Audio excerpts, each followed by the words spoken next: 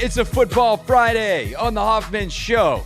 Wild Card Weekend edition here on the Team 980. Always live as well on the free Odyssey app. Streaming live on YouTube. Where now you guys don't need to see my water bottle. It's big, full, wired, ready to go. It's got water in it. We're hydrated. Even though it sounds like it might have like straight coffee with shots of espresso inside of it. Because that might be the most energetic show open I've ever done in the entire whatever history of this show. Because you want to know what? This is the first time we've gone into a weekend where the Commanders are playing a playoff game in the history of this here radio show. That's right. We're only 3 years old. We're like 2.5. But the point is, it's been since 2021 since the Commanders played in a playoff game. The 2020 season, January of 21, Taylor Heineke and company went down and lost to Tom Brady in Tampa. This time, it's Jaden Daniels and company, and they're going down to face Baker Mayfield in Tampa. And Anthony, we typically start the show with asking what's at stake. I think that's pretty self-explanatory this week. You win, you keep going, you probably play Detroit, unless Green Bay upsets Philadelphia, which becomes harder because Jalen Hurts has finally cleared concussion protocol. First time he has been eligible to play since he left the field against the Commanders in week 15, I believe it was. But now, all of a sudden, if that were to happen, you could go to Philadelphia. Or I guess, sorry, if the Packers win, then you'd get the 3 seed because obviously Philadelphia would be out. So I guess it's impossible for them to play Philadelphia. I thought we would play Philly in the second round because it's impossible. Because the Packers win, and that means Philly's out, or the Packers lose, which means the Commanders are the highest remaining seed if they win, and they would go to Detroit. I believe that's how that works. Because it's a reseed situation. It's not a straight bracket. I like the way you think, Craig. Yeah. I don't know why it just took me until right now. What's at stake? We're learning on the fly. But you win, you move on.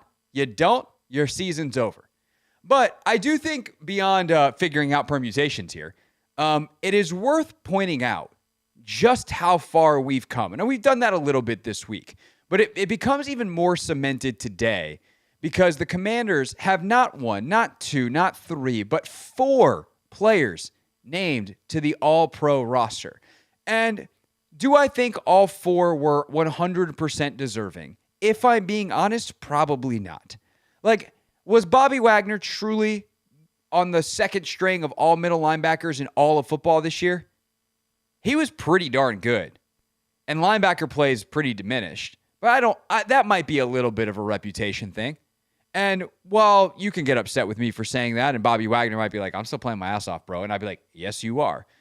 But we know that Bobby Wagner's not the peak of his powers, Bobby Wagner. He's still a tackling machine. He's all over the place. He's been tremendous for this organization. But when do the Commanders get reputation guys? Like, think about that. The Commanders, the Washington Commanders, got a guy in based off his reputation on an award voted in the media? Most people are looking for excuses not to give awards to this place because they're terrible in every single way for 30 straight years, basically. And now, here we are in year numero uno of this new regime. Year number 2, kind of. I'm going to say even year number 1 for the owner because last year was kind of a year 0. He bought it the day training camp opened. Or the day before training camp opened is when the ink went dry. In year number 1, they got guys getting reputation All-Pros. Was that reputation built elsewhere? Yes, but you have to be paying attention. And so Bobby gets it. Frankie gets it. Tremendous honor for him, a guy who had an incredible season. And Terry gets it. I think a guy who absolutely, based off production, deserved it. And then, I don't know what the kick returner situation was around the league. I didn't pay attention to every kick returner, but certainly Austin Eckler was one of the best while he was playing, but he missed a ton of time. Typically, that's enough, Anthony, to be like, no. We're not doing that. Austin Eckler, it's the kick returner, second team All-Pro. And I think what's remarkable about that, about those 4 in particular, is they're all very different stories for Washington, but they tell collectively the story of the season. Hear me out on this. Number one, Bobby was one of the first guys in. Zach was the first guy in. You remember, Zach Ertz signed before the free agency period last year because Detroit, he was on the practice squad, he got cut. Like, he was eligible, and he had been released by Arizona, I think, to sign for Detroit for the postseason practice squad. So once the postseason ended, he was eligible to sign anywhere because he was technically already a free agent. So with that, Zach was the first guy in. One of the next guys in was Frankie. But, like, on day 2 of free agency, Bobby Wagner signs. And I remember being like, wow, this is crazy. And he signed, I think, at the very end of our show one day. And we're just like, I can't believe Bobby Wagner, a guy who at this point is just playing for another ring more than anything else, you would think, wants to come here. And it clearly showed us how much Dan Quinn meant. And he has meant so much to this team. The way he leads, the example he sets, not to mention what he gives you on the field. So the veteran who is willing to help build a foundation, even if when the house gets finished, he's probably not going to be here anymore. Him, Zach, many others, who all of the players pretty much in that category gave more on the field than I think anyone anticipated. Those guys have been essential to this team this year, this story. So Bobby is one of the All-Pros. Number 2, Austin Eckler. We need to find pieces that are basically one man's trash, our treasure. Hey, who else around the league do we think is still got more or is not being used in a way that we can use them and elevate them to back to where they were? And for Eckler, you got kind of the highest version of that for him as a kick returner. And by the way, a kind of ingenuity bonus points, because remember, the kick return's new this year. We're all used to it by now, but nobody knew what the right type of kick returner was going into the season. The Steelers, when the new kick return rule got announced, went and signed Cordero Patterson immediately. Like, yeah, he's probably going to be a good kick returner because he's one of the best we've seen in the last decade plus of the league. But a lot of people were like, I don't know, is it going to be fast guys? Is it going to be power guys? And the Commanders, I think pretty quickly, as a staff, were like, it's a gigantic running play, and it's this kind of running play, and we think Austin Eckler can be good at that. And so they go get Eckler. He is an essential part of their passing game. He's been good as a third down back. He's been good in pass pro, and he makes all-pro as a kick returner, something that I don't think he did a lot of in L.A., but has been excellent at here. So think of guys like Olamide Zaccheaus, who had some success in other places, downturn in their career, and the Commanders' staff this year has gotten the most out of them. Austin Eckler, he represents them. It's another pillar in this story. Then you have Frankie Louvu, who is an essential part of the Commanders' success this year, and the players like him, even if they are very few in number. And that is the rare outside free agent that they decided is a part of our long-term process. Because they built through the draft, and they're going to build through the draft, because that is where you get your best players. But if you can find players that are undervalued in the market, that are about what you're about, and get the maximum out of them, that is a magical skill for an NFL front office. And really, the two that stand out above everyone else are Tyler Biadasz, who Dan Quinn knew very well from Dallas, had to play against him every single day in practice, but is not a guy that he was in meetings with and all that kind of stuff. Like, he was an offensive player, and Dan Quinn was on the defense. But he understood Tyler Biadasz is about the things that I want to be about.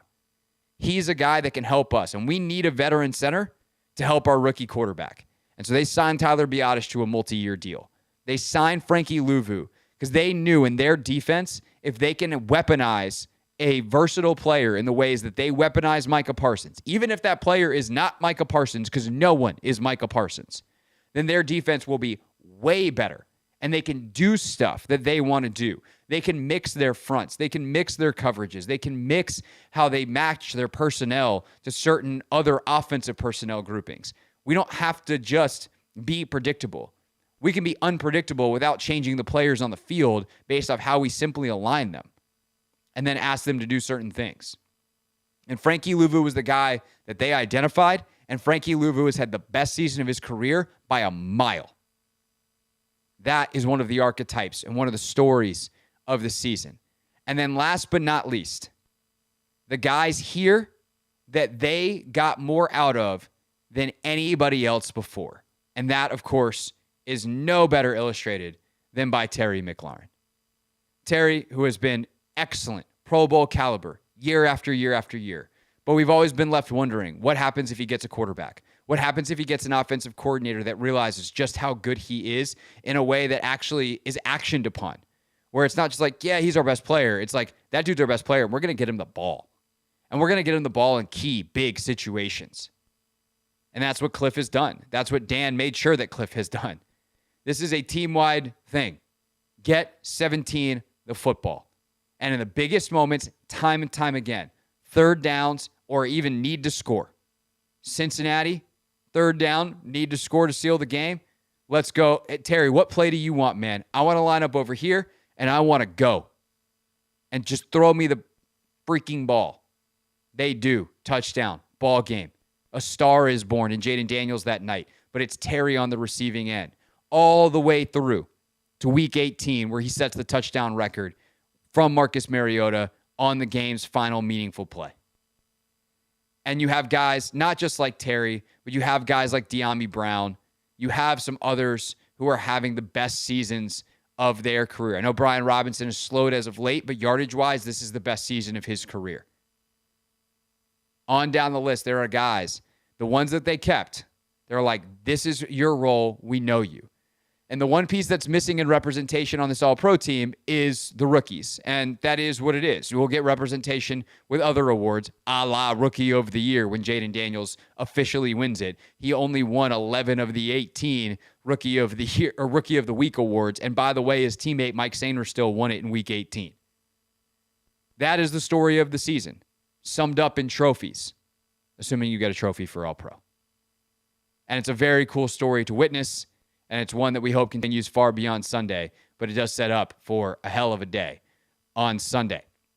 When we get back here on the Hoffman Show, some keys inside the game, and then we're pretty much in full breakdown mode all day long here on the Team 980. Some of our typical Friday segments, we're going to kind of squeeze and shorten on some of the other games. For instance, like we're gonna go and preview the other games very quickly if we even have time at 5:45, but we are almost all Commanders and Bucs today. Trevor Sikkema joins us coming up at 4:30 from Pro Football Focus. JP Finley at 5 o'clock. Mike Mayock. Mike Mayock is joining us. He's going to be on the call for Westwood One this Sunday. He's going to be with us at 5:30. You'll hear from Logan at 6:30. Our pick 6 at 6, where we'll pick the most important players in the game, coming up at 6 o'clock. And then we run out of show. So that's kind of how the day is going to be spent. It's the Hoffman Show. We're getting you ready for the Commanders' first playoff game since 2021, looking for their first playoff win since 2005 here on the Team 980.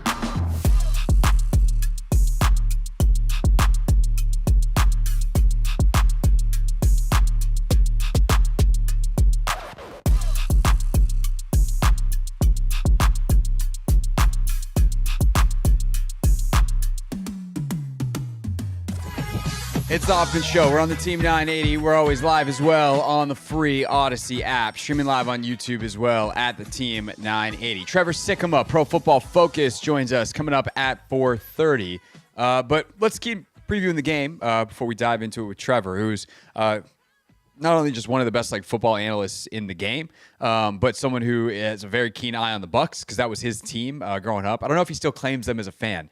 But his Twitter name, Anthony, as far as I know, is still Tampa Bay Trey. So I guess he's still claiming them somehow. Tampa Bay Trey, baby.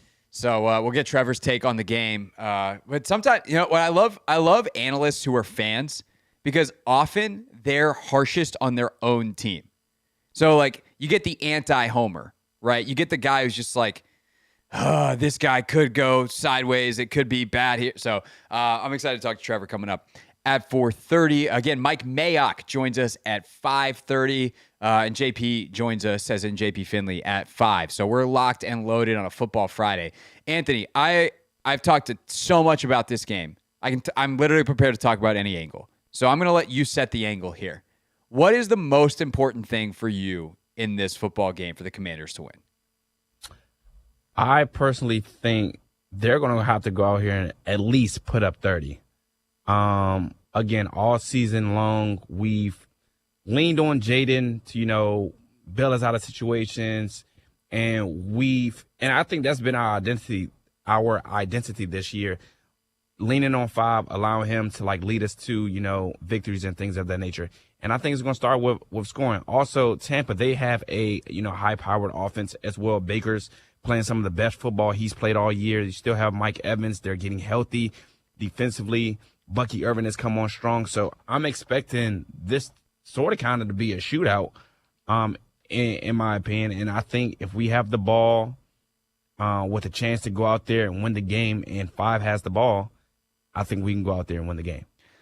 I mean, no doubt they can win the game, right?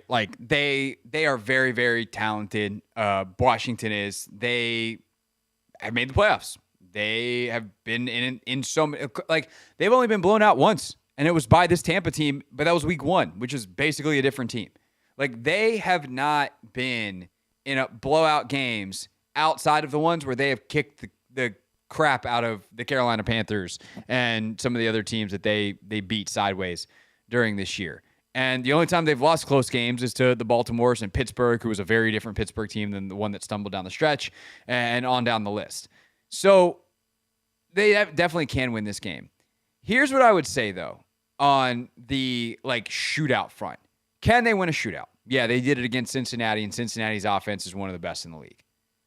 I like Washington's chances in a non-shootout better. Because I think if this game isn't a shootout, there's turnovers involved. Because I do think that Tampa will probably move the ball on Washington. I don't think this is going to be one of those games where Washington's had a couple this year where they've come out and think of how they played defensively against Chicago, where they were just stout.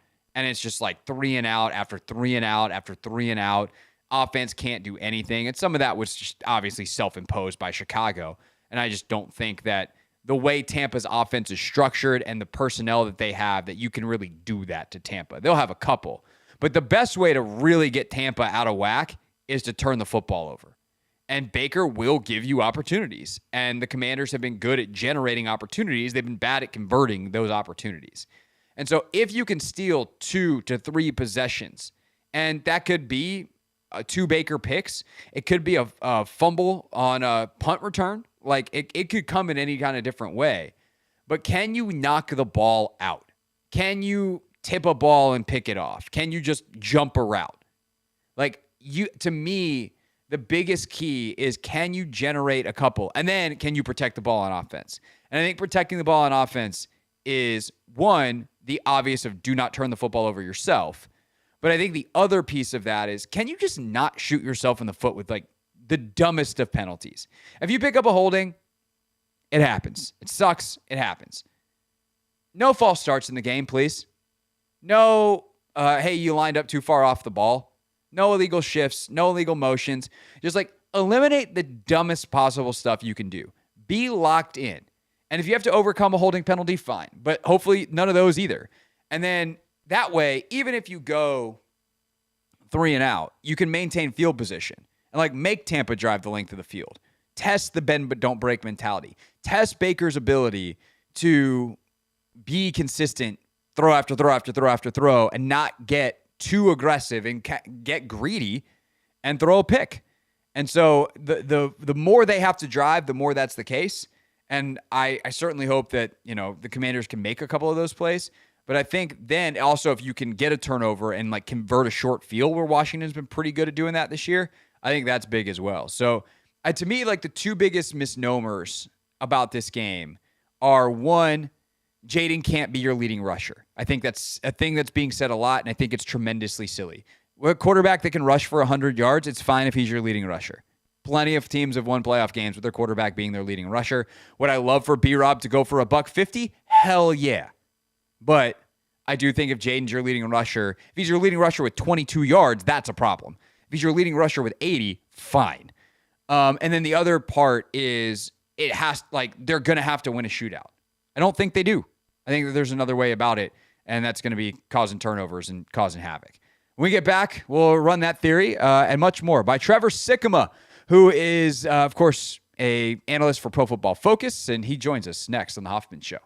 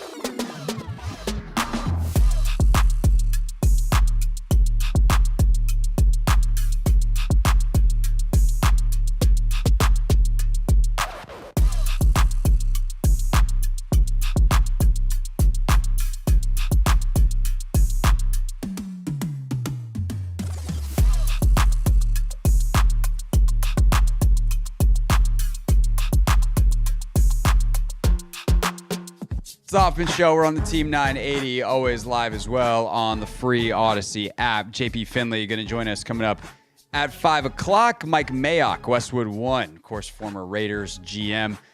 He drafted Cleveland Ferrell. I'm going to try to bring that up in a way that's not like, I mean, people give him crap about the Ferrell pick, but I'm genuinely curious, like, what you saw. And, like, Cleveland's an important starter on this team. And we'll be good to go. On that with Mike coming up at 5:30. Trevor Sikkema going to join us here in just a moment. We're just getting him on the line. But he said he's good to go if you want to dial him back. So we'll get Trevor Sikkema from Pro Football Focus here in a second. I think one of the interesting plots of this game, speaking of Ferrell and the pass rush, is what you can do in terms of keeping Baker Mayfield in the pocket. Mayfield this year has set an NFL record since they started tracking this kind of stat with his ability to complete passes outside the pocket. He's like 72% outside the pocket this year, which is the record in the next-gen stats era. So what do you do in terms of the scramble rules and keeping him in the pocket? I think that's really important. And you think back to week one, and the Commanders had a really tough time finishing their pressures. So something to watch on Sunday. Trevor Sikkema, Pro Football Focus, with us now. Goes by Tampa Bay Trey on Twitter because he grew up rooting on for the Bucs. So, Trevor, so let's set the stakes here for the audience. First of all, hello, my friend. How are you? Great to have you on the show as always. I am doing fantastic, man. I appreciate you having me on. Absolutely. So, are you, as someone who's gotten into the business, and sometimes we lose our fandom, sometimes it affects our fandom. Are you like, when you talk about the Bucs, do you feel homerist at times, or are you one of these people that you know your team so well that you actually think you're probably harder on them, like in a preview setting, than you actually should be? Yeah, I think it's probably a little bit of the latter. When you get into this business, I always think it's funny. People, they're like, oh, you grew up with this fan. That makes you not qualified to talk about it, or you're just going to be biased. Hey, look, we all love sports. We all love certain teams. That's how we all got into this business, because we love it. And of course, yeah, I grew up a Tampa Bay Buccaneers fan, but when you're on the journalism side of things, you try to be objective as possible, but sometimes it swings the other direction, like you mentioned, where the team so well, now you cover it from an analytical perspective, and maybe you're a little bit harsher on your team than you should be at times. So it is a funny little full circle thing when that happens to you and you get in the media. For sure. The Carolina Panthers were so bad for so long that I just stopped caring about them. That's fine. Like, I have no objectivity problems talking about the NFL. I would like to see the Panthers do well, but like, everyone wants to see the Panthers do well because they've been such a sad sack franchise for 5 years. So whatever. As far as this game goes, Trevor, when you just if I give you a blank slate and say we got to talk about this game somewhere, like which matchup, whether it's like full side of ball versus side of ball or individual matchup, do you think is most, and not necessarily personally intriguing, but the one that's going to have the biggest impact on this game? Buccaneers linebackers, without question.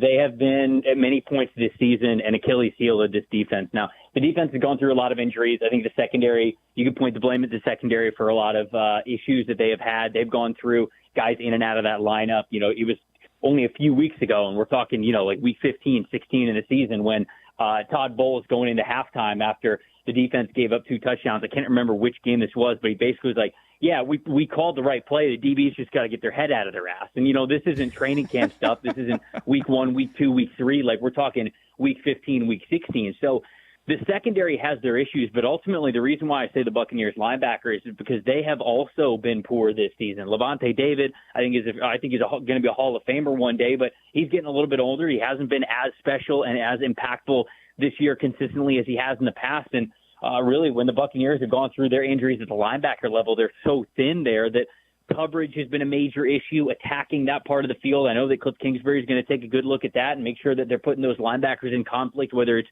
using play action or RPOs or, flowing concepts to really attack that second level and making sure those guys are really on their toes and have their discipline correct, because quite frankly, throughout the season, that hasn't been the case. And I think that you can also go to the run game. Defending the run against the Commanders is going to be important because your listeners know this. The team wants to run the football. Yeah, of course, we talk about Jaden Daniels and everything that he can do with his arm and how he's really improved this passing game, especially with the explosive plays down the field. But they want to run the football. They want to be a team that can dominate and stay balanced by handing the ball off. And so, of course, that also goes into the linebackers doing their job to stop the run. So if they can't do something like that, it might be a long day at the office for them. It might require Baker Mayfield's offense to put up 30 points like we have seen in the last couple of weeks.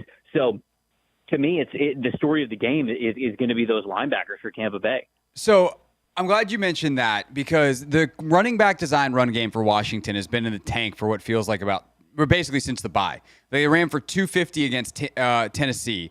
But outside of that game, the games leading up to that game, and then they had that game, they went into their bye, they come out of the bye. It's kind of been Jaden Daniels, or last week Marcus Mariota, or bust in the run game. And I think a lot of folks look at Tampa's front with Vita Vea in the middle of it and be like, well, this isn't going to be the week they figure it out. What if you're Cliff and you're trying to design a run scheme, knowing that it doesn't necessarily have to be even running back base? It's the playoffs. If you want to run your quarterback, now's the time. How would you go about attacking those linebackers and making sure that Vea, it doesn't ruin everything before you even get to the second level? Yeah, obviously, I guess, in theory, you'd like to get things a little bit closer to the edge, running more of those, mid-zone, outside zone type of running concepts. If you're running power and you're running pullers, you want things that are going to be able to, stretch the field a little bit away from the interior of that defensive line where you have a lot of help and rallying. For as much as I don't think Tampa has been able to get to the quarterback pass rushing, the edge rushers that they do have are pretty sound run defender edge rushers. And so it is sort of an interesting question of, okay, well, how do we really put those linebackers in conflict? Well, of course, I think Washington's offensive line started out the year really hot. I felt like they were one of the best in the NFL through maybe the first 8-9 weeks of the season. They weren't as strong through the second half of the season, but I still think it's a good group. And it's ultimately just going to be on them being on their P's and Q's, making sure they're hitting their landmarks and being able to wall these guys off, doing their job to make it so, okay, you get everybody blocked up front. Now you're letting the running backs make a play when they get to the second level, or you're having a late puller come over and blindside a linebacker or whatever it is. You just got to find a way to get to the second level. And I don't know exactly what that answer is, because it's tough when you do have a centerpiece like Vita Vea. How do you run all the way around him? He's able to fit so many gaps and play so well that it's tough to do that. That's why you draft a guy like that in the first round, and that's why he's been talked about as, a Pro Bowler and All-Pro, somebody who really changes your defense. So it's a lot easier said than done, but they've got to be able to get to that point, and then they've got to be able to attack Tampa's weaknesses there at the second level. Trevor Sikkema, Pro Football Focus, with us here on the Hoffman Show. Yeah, I do really wonder on that stuff, because kind of those pulling plays have been Washington's best this year. The GT stuff, that package has been good for them. The bounce plays have been good for them. I do wonder if they go a little trap wham, try to attack Kalijah Kancey a little bit, who's so good as a penetrator, but you can kind of get some of those double teams on him. So that's going to be interesting. And Trevor, just to round out this kind of topic here, as I've done other shows this week, I think the question I've been asked the most is kind of, what if Jaden Daniels is the leading rusher? Is that a good thing or a bad thing for Washington?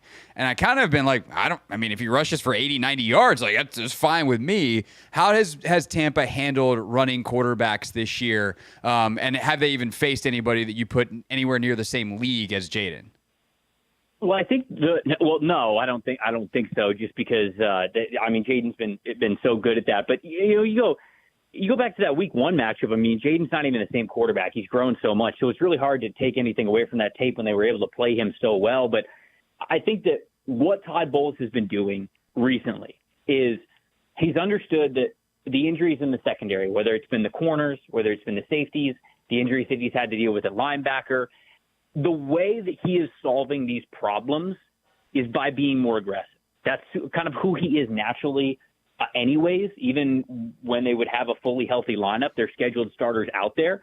But even more so, he's been turning up the blitz. And whether that's, pass rushing blitz or run defense, run blitzes, it's basically what Tampa's trying to do over the last, I would say, month, is just get more aggressive towards the pocket. And so I would tell you that the way that they're going to try to face Jaden is just overwhelm the offensive line. They're going to try to make it so, he can't escape. He can't get to the second level. It's not about getting him one-on-one with a linebacker or a safety and making a tackle a couple yards after the line of scrimmage. They want to try to bring him down in the backfield. Now, obviously, everybody would love to do that, but it's a lot easier said than done, because in order to accomplish that goal, you do have to risk pieces in the secondary. So to me, the way that Tampa is probably going to try to mitigate Jaden as a rusher is simply to blitz more. I think that it's going to be an aggressive game plan that Washington sees from Tampa this week. They blitzed him 47% in week 1, and that wound up being a number that was below the average that they had in weeks, I think it was 12 through the end of the season, or 11 through after their bye, where they were the most blitz-happy team in the league at 48%. So that seems like a safe bet.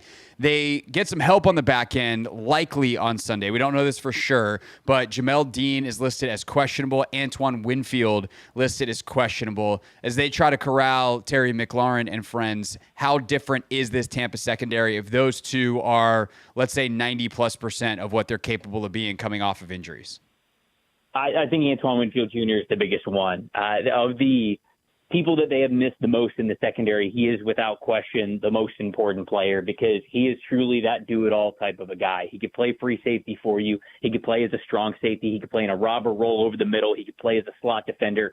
And a lot of people know how great he is as a blitzer as well. So there's no question about it that as much as they still need to elevate the floor of their outside cornerback play with Jamel Dean being in there, Antoine Winfield Jr. is the all-pro. I mean, he is the biggest difference maker that this team has. And so for him to be back, even if it's around 80-90%, I mean, it's a major boost to this defense. And to be honest, it changes a lot of what they can do. And I've talked about how, Todd Bowles wants to be more aggressive with Antoine Winfield Jr. back in the lineup. That gives you the power to be more aggressive. And that's either using him as a player to be more aggressive in the blitz at the line of scrimmage, or even saying, okay, we believe in Winfield Jr. to play a single high safety role so we can take some other defender, whether it's a slot corner, whether it's your strong safety, whatever it is, and we can throw them at the pocket to be a little bit more aggressive in our blitz. So there's no question about it. He is the most important piece for this Tampa Bay defense. Trevor Sycamore, Pro Football Focus, with us here on the Hoffman Show. So if we look at the other side of the ball, Trevor, you have, everyone knows that the marquee matchup, the names that everyone's watching because of the history, is Lattimore versus Evans with Marshawn. He's got no injury designation. He's going to return this week. He did say today to the press, hey, I don't really know how this hamstring thing's going to go until I get out there on Sunday, but he's going to be out there against Mike Evans. How has the Tampa offense changed, though, since Chris Godwin went out? And then if Lattimore is able to slow Evans down with no Godwin, what does the contour of the Tampa offense all of a sudden look like? Yeah, honestly, let's just look at the last month as I think is probably the better sample size rather than going all the way back to when Chris Godwin got hurt. I think it's better to just look at this, what they have been recently. And I'll tell you, the way that this Tampa offense has really unlocked its full potential is with Baker Mayfield as a runner. I think Jaden Daniels obviously is going to get a lot of the praise going into this one for what he could do as a dual threat type of a quarterback. But over the last couple of weeks, specifically this past week against the New Orleans Saints to win the division and get into the playoffs, it's what Baker Mayfield did as a rusher, picking up yards and first downs with his legs. Him and Bucky Irving weren't that far off when it came to leading the team in rushing. We know that he's a tough runner. We know that he will pick up those tough yards, but he got more than 60 yards this past week. And it was a major reason why Tampa was able to mount that second half comeback and play very, very well. So to me, the offense right now is firing on all cylinders. Now, with Baker Mayfield, naturally, it's hard to fully lean into it, right? And be like, we can guarantee that Baker's going to be this because he's been so up and down throughout his career. But he's playing excellent ball over the last month, and specifically these last two games. And then getting to exactly what your question was, let's say Marshawn Lattimore has a good game against Mike Evans, because it certainly happened during their long rivalry when he was with the Saints. It can happen. Let's say he neutralizes Evans, who I will mention, I feel like is playing as good a ball as I've seen Mike Evans play in the last 5-6 years. I'm not going to lie. But if he takes him out of the game, the thing about it is Washington fans might think, all right, well, we just got to neutralize Evans because they got nothing else. That's not true. Mayfield is fully confident throwing the ball to Sterling Shepard, to Jalen McMillan, to Kate Otten, to Devin Culp, their backup tight end, to the running backs out of the backfield. Mayfield is playing no favorites. Think about it. There's a reason why it took the very last play of the game for Mike Evans to get that catch to get to 85 yards. It's because they didn't force feed him the football, and Baker doesn't think that he has to. So he'll bet on Mike, of course, because he's his wide receiver one, but this Tampa passing offense is more diverse than I think it gets credit for. And Washington's got to look out for those other receivers, because if they don't, Baker is, and Mike is as well, perfectly okay with Mike Evans getting 20 yards and then still winning this football game if Jalen McMillan can get close to 100 or Sterling Shepard can get over 70. Tons of interesting matchups. Obviously, Evans and Lattimore get the marquee, if you will, but nice little undercard between Sainer Still and McMillan, who were going head-to-head a year ago when they were both in college in the national championship game, and obviously Michigan and Sainer Still got the better side of that one. Perhaps the greatest revelation, though, for this year for Tampa has been the running game. Their screen game's also been excellent, and Bucky Irving's been a huge part of both. What's impressed you about not only Irving as a player, but the way that Liam Cohen has designed this run game to turn an offensive line that had a lot of questions coming into the year into one that is widely respected and has been incredibly productive? Yeah, I think that it's a great call out by you.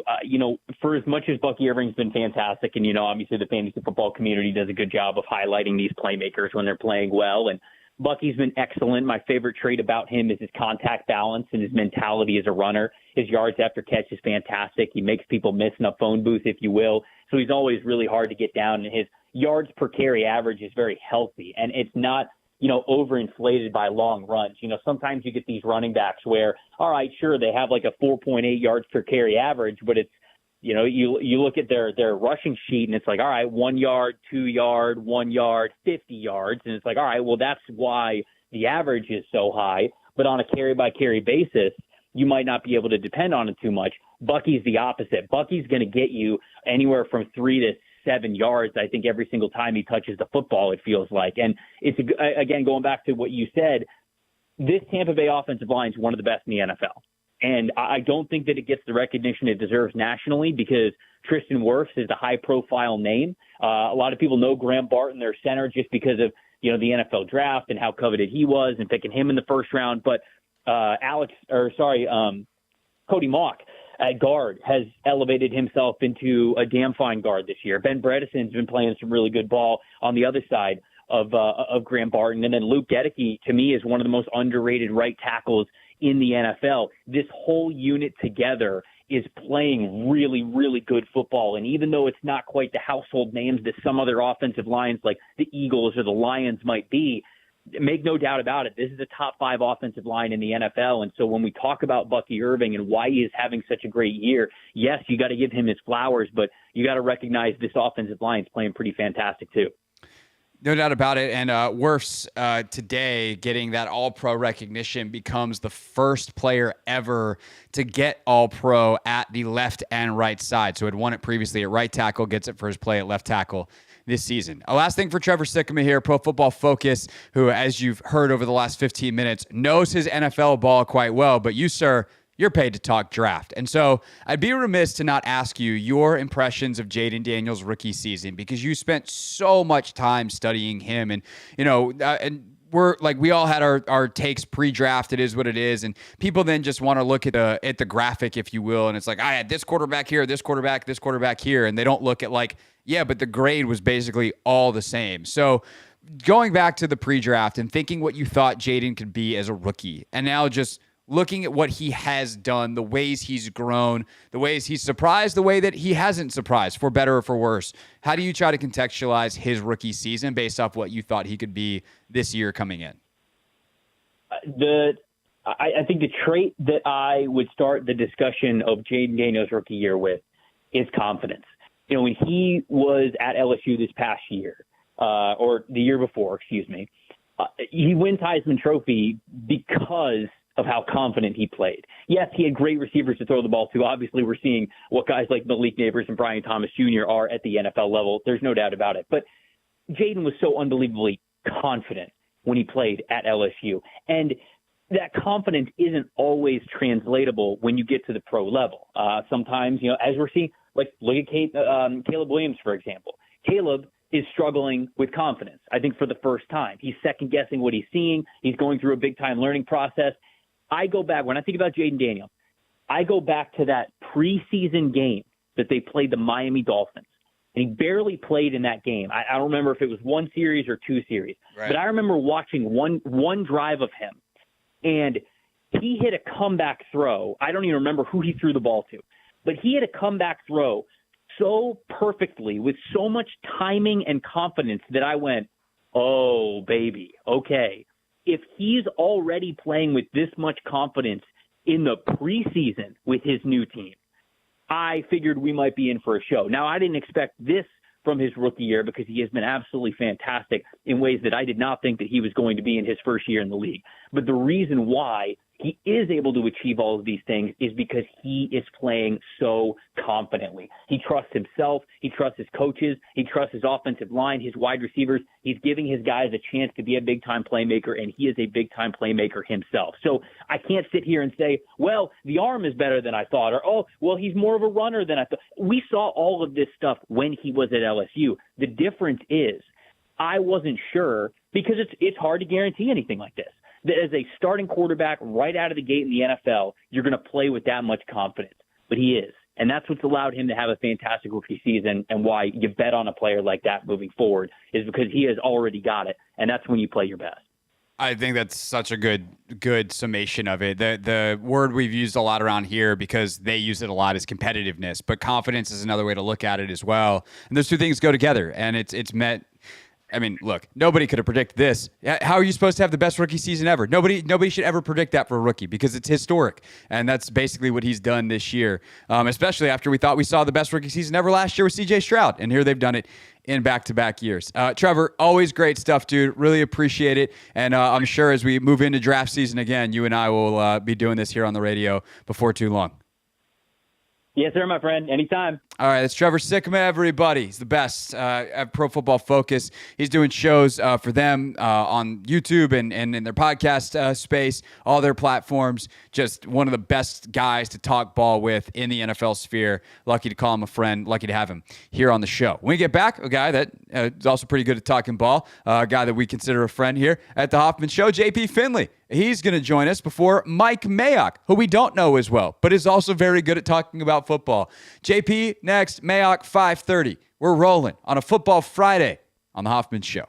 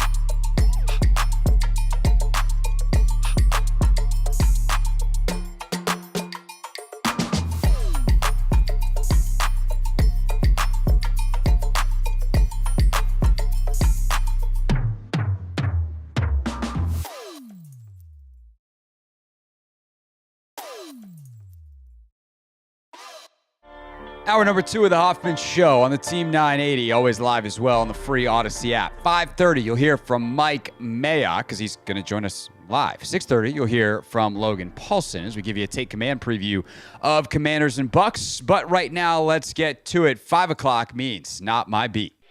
Today's top story from the perspective of someone who's there. You are looking live. This just in. Not my beat.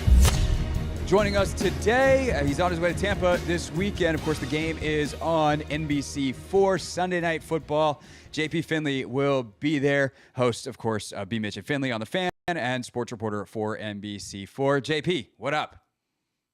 What up, Hoff? We got a pregame show for this game on Channel 4. So oh, look at you doing television. It's almost like that's your job. Trying.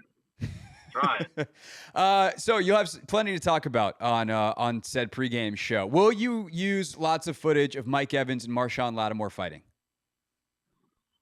Man, I guess. I'm sure that, it'll obviously be a topic, and Lattimore spoke today, and we got to, put that on TV, and people are going to be so drawn to that. I understand it. It almost, to me, feels a little like inauthentic for us as Washington media fans, whatever we are, to be like all in on this Lattimore Evans thing. It just feels like we're like appropriating a player rivalry. You know what I mean? Like this is a Saints Bucs thing, but whatever. It'll probably happen Sunday night. So I am wildly fascinated for that matchup. But like to me, here's where I stand. Because we've never seen it or really experienced it, I can't elevate it to like my top of mind. Like top of mind for me is still, can they stop Bucky Irving? Is Jaden going to be the leading rusher again?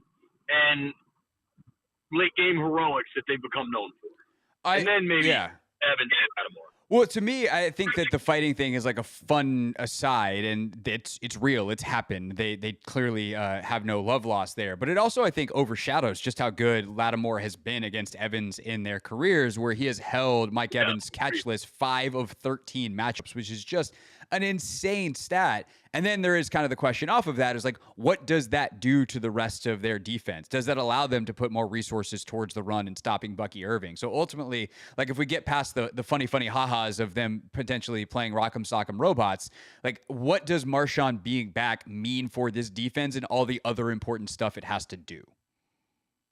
Yeah, I totally agree with you.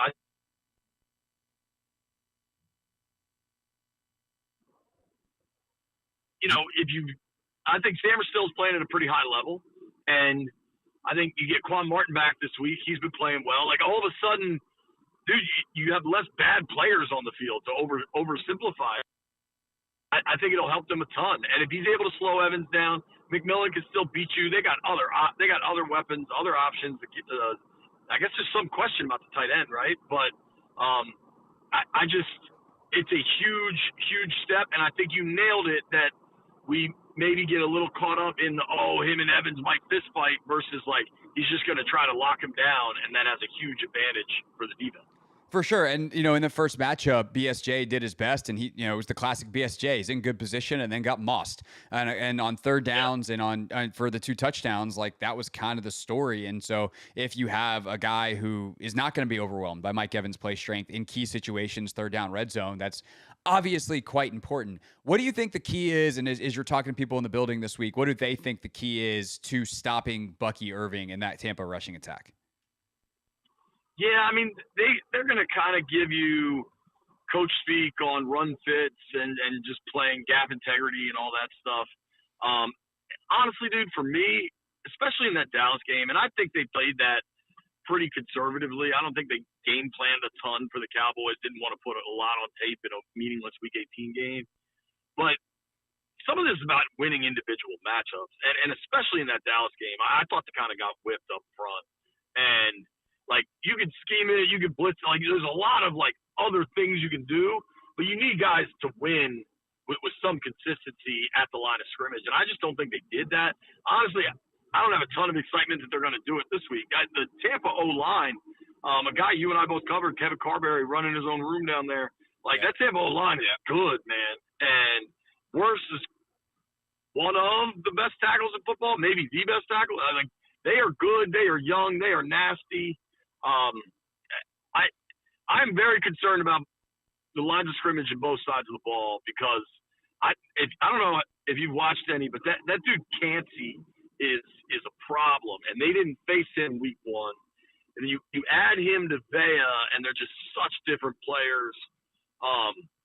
When we were down there for week one, I had heard about Cansey, and then he was kind of a late surprise inactive, and then he went on to miss a couple games, I think. But I am they're going to get Biotish back, which is a great step, or we think so anyway. But I'm concerned about both lines of scrimmage. I think that is a very valid concern, especially based off recent weeks. JP Finley with us on the Hoffman Show for Not My Beat today. Of course, you can check him and B. Mitch out on Monday for their reaction to whatever happens in Tampa, 10 a.m. to 2 on 106.7 The Fan, and everything JP is doing around the game on NBC4 pregame, and then he and Mitch on the postgame on the Monumental Sports app for the Beltway Football Show. So on the offensive side of it, well, first of all, on Cansey, he is super quick, but Logan thinks that you can run at him. So I think that's something interesting to watch because he's not the biggest guy as opposed to Vea, who, like, if you run at him, it's like running into a mountain, and like that, you shouldn't run into mountains. It's no good. No. It's the, like, what is it? The Wile E. Coyote tunnels, except for there's no tunnel there. It's just, you're just going to run into the side of it and smash right to the ground. I got asked this question multiple times this week in interviews, though, of like, what if Jaden Daniels is the leading rusher? And my response was kind of like, what if Jaden Daniels is the leading rusher? This dude can rush for 80, 90 yards a game. And in the playoffs, teams tend to rush their quarterbacks more. So I guess, like, if they lean into that, is that an issue for you at all? Is that a formula you think can be successful? Or do they need to beat these better teams like Tampa and like anybody else they'll face the rest of the season? Because we're in it now. Do they need to get that running back game, or that running back running game going? Dude, I almost expect him to. I kind of want them to pull out the second half of the Eagles game playbook, where they were just kind of getting worked and just leaned into it and almost went air raid. And I think the way Bowles blitzes is going to be so frequently. I mean, we saw it week one, and clearly at that point, Jaden was kind of getting used to the speed of the NFL, and he was taking off without keeping his eyes downfield. But he was an effective runner in that game, and I think he's a way better player now. But I expect him to be the leading rusher in this thing. And I think you still work the design stuff, but I think he's going to identify – Cliff earlier in the week said his number one goal is to make sure Jaden knows where his escape options are against the blitz. And he didn't explicitly mean to run, because I think he also means, where you've got a running back in the flat or wherever you've got a safe spot going against the hot action. But I think a lot of it's going to be his legs. And I think, like, we got to stop being so – I don't know if it's RG3 driven or what, but, like, as a group, man, there are running quarterbacks all over the NFL. They run, they get hit, they get up, and they keep playing. Like, we got to stop pearl clutching every time Jaden takes off. It's part of his game. You're preaching to the choir. You might be preaching to the choir leader, in fact, because I said that before the season. I was like, the biggest hits he's going to take in his career are probably in the pocket. Think of the most scared you were about Jaden Daniels this year, and it was when he got bent over backwards in the pocket a couple weeks ago. Again, I think it was against Atlanta, right? Yeah, and then he pops back up, and you're like, okay, cool. We got Gumby at quarterback. That's sick. But, like, that's the scariest hit he's taken all year. And then the other scariest ones, quote unquote, were week one against Tampa, because apparently he didn't get his helmet fit right in the preseason, and his helmet hasn't popped off since. So that's good as well. But I totally agree with you, and we see it every year in the playoffs, and we'll see it this weekend. Josh Allen is going to run more this weekend by design than he has anytime since the playoffs last year. And Lamar Jackson will probably run more design this weekend than any time since the playoffs last year. And Mahomes will scramble more next weekend than any other time. And these guys get out in space and they know how to not get hit. And I've never heard coach talk about like tackle evasion as much as Dan Quinn has, but like there's a real skill and art to that, and they teach it. And I kind of trust him to be fine with it. And if not, they probably don't have a chance to win anyway. Dude, totally. You need if you look at like who has what matchups, like what position groups have an advantage in this game, there's not a lot of spots. I think the Commanders offense against like the Commanders' passing attack versus Tampa's secondary, I like Washington. I know Winfield might play, and that does make an impact, but I still like Washington. But like Tampa's probably got the more balanced, better roster overall. But Washington has Jaden, and you got to let Jaden do his like the entire arsenal that kid can deploy. He's got to do it. It's the playoffs. Like he had to do it. I mean, honestly, like they won their last 4 coming in, right? Last 5 coming in. He had last 5, right? After the bye, like he was the reason they won games. Philly and Atlanta, the 2 big ones they won, it was Jaden. And so to think that it's okay for him to do that in week 16 and 17 to get into the playoffs, and then you dial that back in the playoffs is asinine. 100%. And I just pulled up the NFL Pro preview on like the Next Gen Stats NFL Pro site, and they basically do like overall passing efficiency, rank, and then an advantage. And the 2 advantages that Washington has of the 6 that they are list here are overall passing efficiency and overall rushing efficiency with the Commanders offense versus the Bucs defense. And they are the 3rd most efficient rushing team in the league is Washington. That's because Jaden Daniels' scrambles are so efficient that it takes every other thing that they've done in the run game up by 1,000,000. And so that's obviously going to be a huge deal this week, even if you don't want him scrambling quite as much as he did the first time around, just because you'd hope that he's got some easier outlets and understands where to go with the football. Speaking of, as JP Finley's with us here on the Hoffman Show, it feels... Can I add something to that, though? Yeah, absolutely. You're good. You're really good at this kind of stuff. I would love to see those... I'm guessing that rushing efficiency statistic is based on the year stats. Yes. And for a lot of the year, they were running the hell out of the football. So Jaden was efficient, but so was the offense. I fear what those numbers look like post-bye, like the last month. Totally. They've been completely ineffective at running the ball. Totally. And if there was a way for me to sort them, I would do that real quick, but I don't have that technology. Like Fortier probably does. He's got a fancy Washington Post subscription to True Media, but JP, you know who I work for. We're a radio company. I do. We're just doing the best we can. If this makes you feel better, I have no idea how to use Excel. I have never created a spreadsheet in my life. You've never created a spreadsheet for anything? Not once. I make lists, documents. JP, I'm going to tell you something that I did this week, and you're going to be like, you are the biggest dork that I have ever met in my life.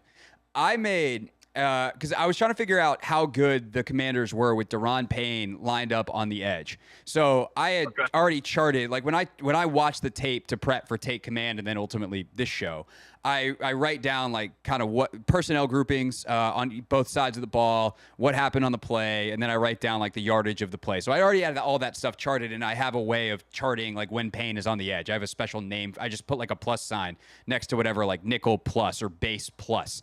So I went back through. I put that in a spreadsheet, but I'm very bad at spreadsheet formulas. But I know that ChatGPT is good at spreadsheet formulas. So I made a spreadsheet, asked ChatGPT for the code so I could just put in the numbers, and then it would do the averages for me based off if it was run or pass. And then I also did the total. And I did that earlier this week because I'm a dork. You completely lost me with most of that, but my guess is you had Linnell in your ear telling you how bad Payne and Allen are all week, so you wanted to actually put some numbers behind it. No, because he texts me anti Payne and Allen smut, and I'm like, what do you want me to do with this? He sent me one thing that Payne and Allen didn't qualify for, and I'm not trying to defend like those guys have had the best year, but one thing that I think is so stupid is all of a sudden people are acting like the defense is underperforming because Allen came back. They've been underperforming for 6 weeks, regardless. But he sent me this thing that Payne and Allen didn't qualify for, and it very clearly said like minimum 400 snaps or something. And I was like, dude, Allen probably didn't even qualify for that with the amount of time he missed. Anyway. Yeah, no, numbers, statistics. I tried to explain to Linnell. He had some good argument he was making against Russell the other day. And I was like, here's how I know I walk by the studio and I see that you have the Next Gen Stats passing charts up. I know you know how to look at that and be like, oh, that dot is above the 20-plus yard line. And, that's how you would do it. Just, go look it up. Do the research. And he's like, oh. I was like, yeah, that's... Anyway, we don't need to talk about Linnell's takes. Linnell talks about Linnell's takes enough. The point is that the the Commanders need to find some rushing efficiency and some passing efficiency. Getting 17 the ball is a good way to be efficient on the passing side of things. I think one of the big differences in the offense now versus week one is Cliff, Jaden, and Dan understand what they have in Terry. By the way, today named second team All-Pro. Congrats to him, Luvu, Wagner, and who am I forgetting that also got named second team All-Pro today? Luvu, Wagner, Eckler. Terry, and Eckler. Yeah, as the kick returner. So congrats to all those guys. But they understand in a way that I don't think they did the first 2 weeks of the season, like how good Terry is, and that the definition of open for Terry is a lot bigger than it is for most guys, that he is the best contested catch guy statistically in the league this year. How do you think they try to make sure that he gets the ball this week? Like, is that something they emphasize early? Are they patient? Like, what's kind of the vibe around getting Terry involved, considering how uninvolved he was week one against these guys? Yeah, I mean, he kind of talked about that yesterday. I guess we talked to Terry, and just about how, early in this season, it wasn't that great for him. And then if you look at how things finished, the best, at least touchdown-wise, best year of his career, right? And I think, and he's making second team All-Pro. Like, he's getting this national recognition and the contested catches, like you mentioned. So I think it's a much more concerted effort with Terry. But I don't know that, some teams, I feel like KOC, if whatever game flow is and Jefferson doesn't have a touch towards the end of the first quarter, they're just going to run like a bubble for him or something just to get the ball in his hands. I don't know that Cliff does that for Terry.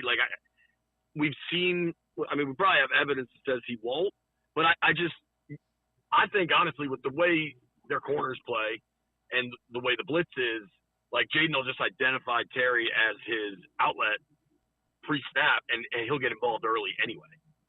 I think that's a really good point. It's funny because Cliff does that sometimes. He actually, I think last week they got Terry a bubble or a smoke screen, and Terry's actually not that, for as great as he is after the catch, is not a great screen runner, and so it goes for 2 yards, and then you move on, and you're like, well, I guess he got the touch, so that's nice. Right. But there's plenty. And ironically, Diami's by far their best screen receiver. Yeah, God, the week that he was out, their offense was so lifeless. And it's part because he's also stepping in for Noah. And while Noah's stats weren't amazing, he was the third leading catcher and he was top 5 in the NFL in PIs. So he moved the chains in a different way. But yeah, getting Diami some of those, getting Eckler back involved. I'm really fascinated about their blitz plan this week because Bowles is just cranking it up in a major, major way. Is there any other thing matchup wise, whether it's, we kind of talked about Commanders passing game via Terry, Commanders run game. We've talked about trying to stop them on the other side. I guess we haven't really talked about Baker. When you look at Baker, last thing here with JP Finley, what's the most dangerous part of Baker Mayfield to you? He's been great as a scrambler. He's been great in the pocket. Dude threw for 40 plus touchdowns. What scares you the most about Baker this week? Dude, not to perhaps sound too, I don't know, sappy, but it's just his competitiveness. He can match Jaden in the ability to never give up on a play, on a snap, on a game. And I think the Bucs have that mindset, much like the Commanders do, that, hey, our guy's going to have us in this thing no matter what. And that's a dangerous feeling for a football team. From a straight football perspective, is his ability to just turn, chicken feathers into chicken salad. You could have a busted play that he'll wiggle out of, roll left, and make a 30-yard gain. I do think as Baker's being celebrated deservedly, at the same time, man, he'll turn it over.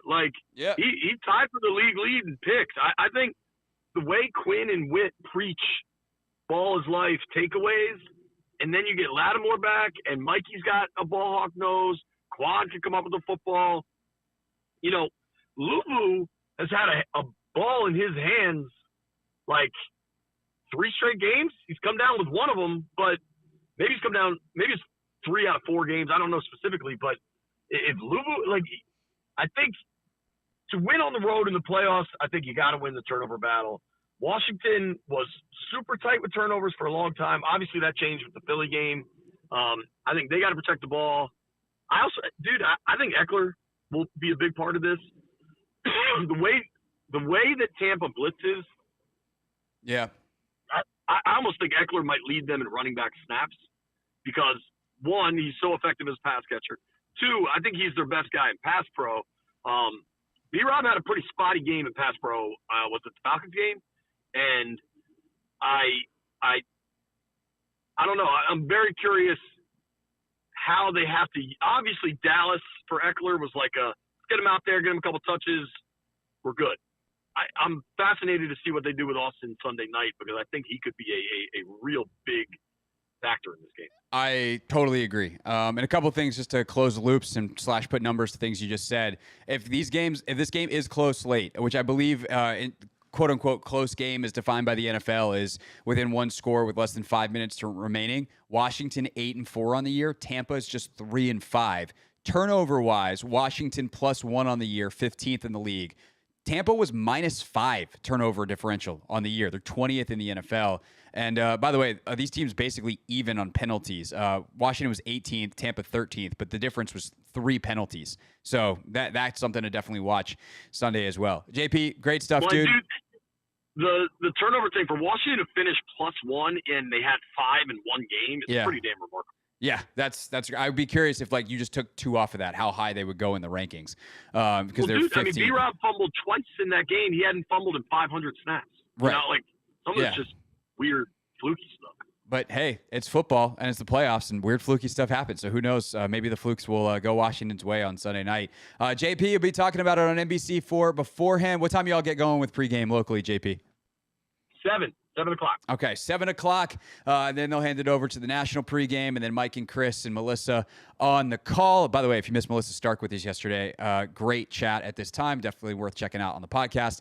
And then JP will be with Mitch Tischler for the Beltway Football Show live on the Monumental Sports app postgame, and then with B. Mitch again on Monday. JP, always appreciate your time, sir. Thank you. Thank you, Hoff. Take care, buddy. Mike Mayock, Westwood One, next.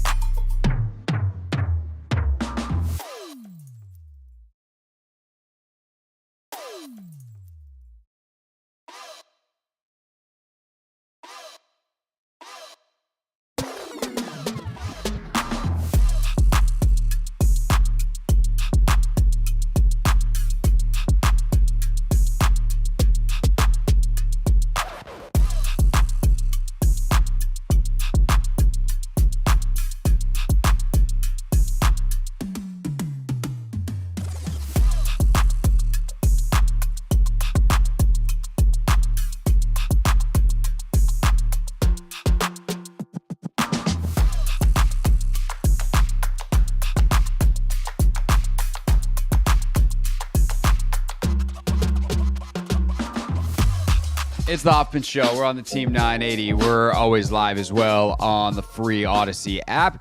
We are scheduled here to catch up with Mike Mayock, who's calling the game Sunday for Westwood One on the national radio broadcast. But we're waiting on Mike to call. So in the meantime, we're going to go around the NFL. If Mike calls in, we'll get right to Mike. If not, hopefully we'll have him tracked down for the 5:45 segment. 6 o'clock, we will go to our Pick 6 at 6, where Anthony and I will pick our keys to the game. But let's go around the NFL, Anthony, and spend a little time on the other games. There's only 6 of them, but they obviously carry a much, much larger importance than we've been used to, where the last couple of weeks has been like, all right, this game, 1, 2, 3, pick. This game, 1, 2, 3, pick. We got more analysis, I think, for these. Let's just go in chronological order, starting with the Saturday game between the Houston Texans and the Los Angeles Chargers. And this, I feel like people think this game is going to be one thing, and it might wind up being another, because they think of these two teams, they have two great defenses, and the Chargers are going to run the ball, and it's going to be this slog. And I don't know that that's actually the way this is going to play out. The Texans' run defense is sensational. Their defense against quarterback scrambles is terrible. So I kind of feel like this is going to be a bit of a wild one, where Justin Herbert's going to be running around making plays, and then it's going to be a matter of, can the Texans offense keep up if Herbert makes a couple? Of course, if the Texans can keep him in the pocket, then the Chargers might have some trouble, because while Ladd McConkey's been a revelation the last couple of weeks, he certainly is still a rookie in his first ever playoff game. But if he's able to get loose, then I just don't see how the Texans' offensive line is able to hold up and protect C.J. Stroud in the way that they're going to need to win this football game. So I'm definitely intrigued by this matchup more than I thought I was at the beginning of the week, because I think there's some really like interesting trends to follow for this season. But that is kind of where we stand on Chargers and Texans. For those not watching on YouTube, they can't see that Anthony is now answering the phone. So, Anthony, can you give me a quick thumbs up, thumbs down? Keep going? Nope. We're giving a no-no. Okay, all right, so we're going to keep going around the NFL. And we'll see if we can get Mayock here shortly. So, Anthony, do you have thoughts on the Chargers Texans game? No, I mean, I wanted to piggyback off what you were talking about as far as the Texans defense. I think the defense is going to come to play. It's been the offense. And we've seen, defenses go on the field, be on the field, play 70, 80 snaps, and eventually you're going to break. So I feel as though if Houston can get their defense going, their offense going, CJ can, hit some of the throws that we've seen him routinely hit last year, because this season he's just been so consistent. That's the thing, is like, can he find Nico for two big ones? Some type of rhythm. Something. Forget rhythm. Just get it all at once. If he can hit two explosive plays to Nico Collins, this game's totally different. Yep. And if he can't, we haven't seen that though. So I'm gonna lean on the Chargers to go out there and get the job done. Again, I just don't believe in the Texans offense, but if they come to play and they surprise everybody, I wouldn't be surprised. I don't believe in the Texans offense either, and they've given me absolutely no reason to believe in them as an offense. All right, let's keep it rolling with the Steelers and the Ravens. And basically, the only reason that anyone gives the Steelers a chance is because this is Steelers-Ravens, and there's a long history of these two playing each other in big, important games, and the idea that Mike Tomlin and the Steelers aren't going to be ready to play feels preposterous. But purely on paper, like, the Ravens are favored by 9.5, and they should win by that much or more the way the Pittsburgh Steelers have closed this season. And there's an interesting scene in Hard Knocks this week. If you haven't been watching, Hard Knocks in season this year is following the AFC North. And this scene really struck me, Anthony. So the Steelers lose the season finale to the Bengals, and they're coming off the field. And Russell Wilson stops Cam Hayward, of all people, Cam Hayward, and is like, hey, man, like, we're 0-0 now. Like, we can't, like, we're going to go roll everybody. Like, we're going to do our thing, or whatever he says. But Cam Hayward's kind of giving Russ this look like, little buddy, I've been here. I know you won a Super Bowl. I know you're Russell Wilson, but get off. Like, I don't know that now's the time for positivity. And this is, I think, part of the Russell Wilson experience is like, Russ, if you can get going a little bit, or even if you're middling, like, his positivity and his relentless positivity as a leader, I think can be really uplifting for people. Russ has a self-belief and a demeanor that I think is pretty special for an NFL quarterback, and I think can be really magical in the right situation. I could also see it that if you are, say, in the middle of the worst month you've had all season, going into the playoffs, and nothing feels like it's going right, that's not a time for that can become what you call toxic positivity, where it's like, hey, man, quit denying reality, pull your head out of your bum, and, like, we got to fix some stuff. We'll be okay when we fix it. We're not okay right now. Stop saying that, hey, oh, yeah, new season. We know how the playoffs work. And, like, it's one thing to tell that to a rookie. It's another to, like, go to your other team leader, Cam Hayward, the only guy on the team maybe who's older than you, and be like, hey, man, like, Cam Hayward knows what's up. He and Mike Tomlin, they're like this. They're in lockstep. Like, the conversations that have been captured, even we're getting 5 seconds of these conversations on Hard Knocks with Hayward coming off the field, talking to Mike Tomlin going into half, where Mike's like, hey, man, I need you to get your team going. I need you to go talk to this guy. Like, him and Tomlin are like this. And I think at times, Tomlin and Russ have been, like, able to use, like, Tomlin's been able to use Russ in that way. I don't know that team isn't about to fall apart at the seams. And that's to me not like a reflection of Tomlin as a coach. I wonder, like, in the locker room, it's a part of having George Pickens in there, who's as enigmatic as anybody in the league. And it's the double-sided sword that or the double-edged knife. That's what I'm looking for. That is Russell Wilson. Yeah, I mean, the fall off of the Steelers, man, it's been painful to watch just because they started the season 10-3. I'm expecting these guys to go out and do big things, and they really hit a wall. And as far as like this game goes, the last time these two teams met, the Ravens really dominated them like on the ground. Derrick Henry, he had, I think, 24 rushes, 162, averaging almost 7 yards a carry. Surprisingly, he didn't even score that game. So I'm expecting, the Ravens to go out here, try to do the same thing, especially with no Zay Flowers. Lean on that run game. This is why you guys lost last year. All season last year, you utilized the run game, and it got you to the AFC Championship, and then you abandoned it. Use the run game in the playoffs. You got to be able to run, and you got to be able to defend. And they lean on Derrick Henry, who's carried teams before by himself. And it helps when you have Lamar. Remember, and the Titans Mark made an Andrews. AFC title game with Derrick Henry. They were the 1 seed with Derrick Henry. Now, that was a younger Derrick Henry. But I am glad you mentioned the Zay Flowers thing, because I do think that is a huge deal. And if I have one huge reservation about Baltimore, I wouldn't say necessarily winning. Like, I think they'll figure it out, and I think the run game is the answer. But my one huge reservation about Baltimore just absolutely going gangbusters is, without Zay Flowers, how do they stretch the defense vertically? Can Rashad Bateman basically be the guy, or can they find creative ways to do it with their tight ends?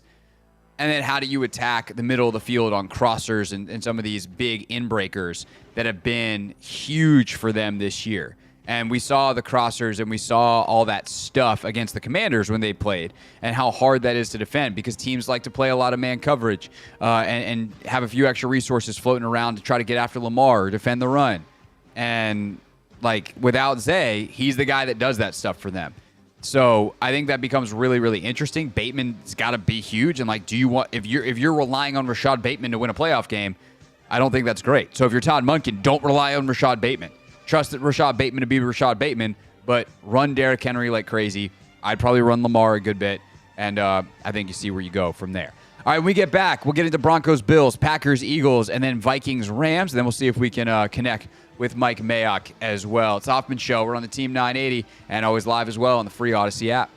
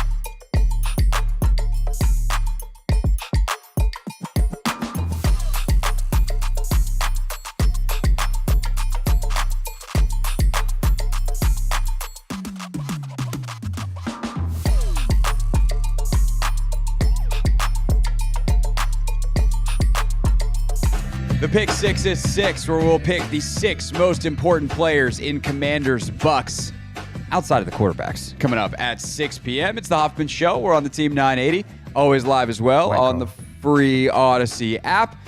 We were going around the NFL, but I do think we just got the magic horn going off, so I do think we're going to audible back to what our plan was at 5:30, which was to talk to Mike Mayock. Of course, Mike, former GM of the Las Vegas Raiders. He was before that the lead NFL draft analyst on NFL Network, and now he is on Westwood One as one of their lead analysts, and he'll be on the call with my guy Jason Benetti this weekend. Mike, Craig Hoffman here in D.C. Appreciate your time, sir. How are you today? I'm doing great, man. How you doing? I'm previewing a playoff football game in Washington, D.C. I am doing quite well. We haven't had the chance to do this in a while. And one of the big keys that we've been talking about all day and really all week, Mike, is Washington's ability to stop the run and with Tampa and Bucky Irving and just how magical of a season he's had.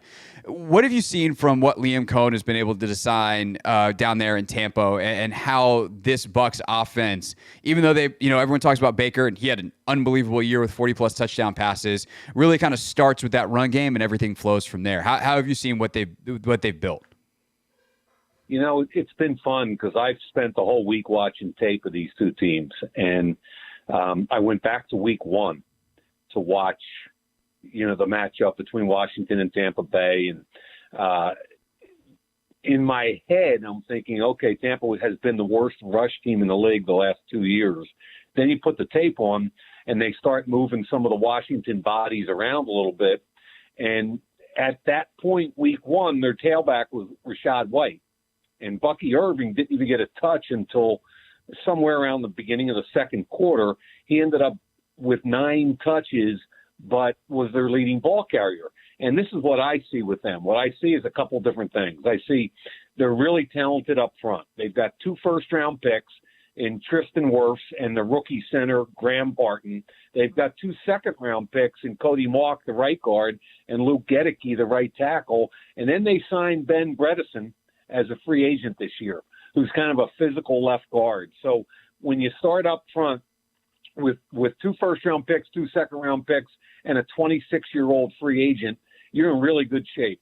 And then you look at their tight ends, Cade Otton blocks, Payne Durham blocks, and I think the guy that's really made the difference has been Bucky Irving, because I like Rashad White, and I think he's a very good running back, and I really like his pass protection on third down.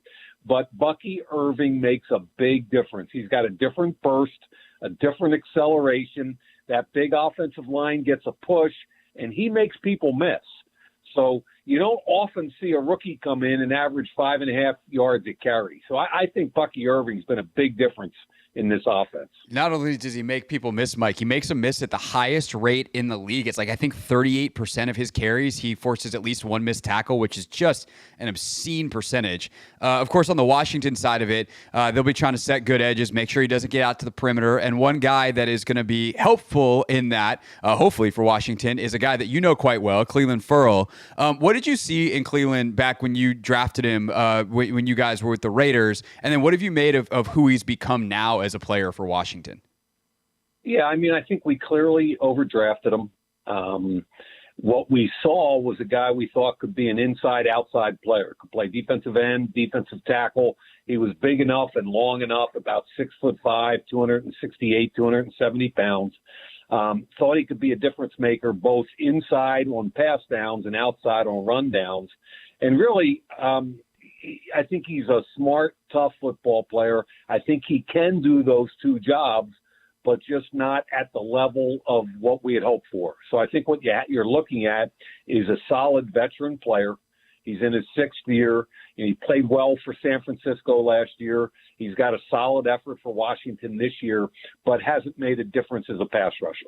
I think he's been like he's part of the physicality for sure for this team. It's been interesting to watch him just be like, hey, what is he now? As opposed to obviously so many people talk about where you guys did draft him back in the day. Today we see Bobby Wagner and Frankie Louvu get named second team All-Pro. Mike, what do you see from Bobby specifically at this stage in his career? What are the things that are still all pro, some of the best in the league level? And then where do you think that if you're Liam Cohen and the Bucs offense, you're trying to, exploit, a weak point in this Commanders defense, whether it's somewhere around Wagner and Louvu or otherwise? A couple things. Bobby Wagner's 34 years old, 13 years in the league. And when you put the tape on, his experience tells. He instinctively gets to the ball ahead of younger, more quick people. He's what I call a heavy player, not by his weight, but by his thud on the people he contacts with, whether it's a guard or tackle trying to get on his body or whether he's hitting a running back. I love that. So he's a big, thick guy. Frankie Louvu flies around, and he makes a difference not only in the run game but the pass game. He's got 14 quarterback pressures. He's got 8 sacks. I think one of the things that Dan does so well and Washington does so well is they integrate both of those guys into their pass rush. So that front group, regardless of who's in the game at the time, whether it's Johnny Newton and Jonathan Allen or Deron Payne or Sheldon Day, they integrate those two linebackers into their pass rush scheme. And I think that's critical this week. Baker Mayfield does a great job in the pocket. The more tape I watch of him, I'll tell you, the better quarterback I think he is.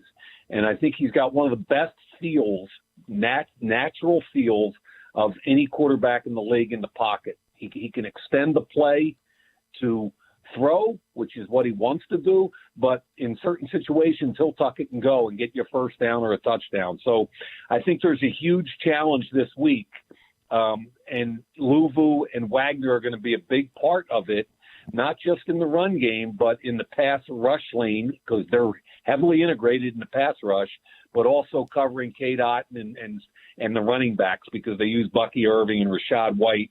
And between the two of them, those two running backs have almost 100 receptions. So their screen game, their check down game, a lot of that comes on the linebackers.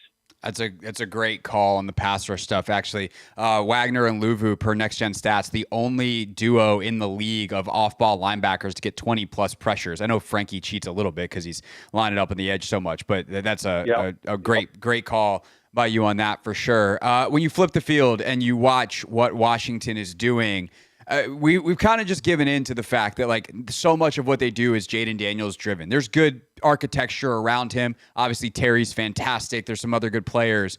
But then last week in the second half, Marcus Mariota goes out and plays his tail off and leads this comeback. So when you watch that, was it Marcus doing some of the same quarterback-driven stuff that Jaden has done, and this really just does require a big-time performance from Jaden Daniels? Or is the architecture maybe a little bit better than we've given it credit for when everyone's just like, oh, it's 5 doing the magic?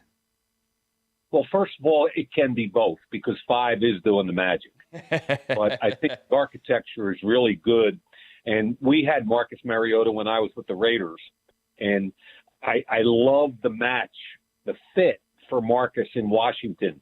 You really don't have to change anything. All you really have to do is highlight the quarterback run portion of the playbook for Marcus. You know, Marcus reads things out so well.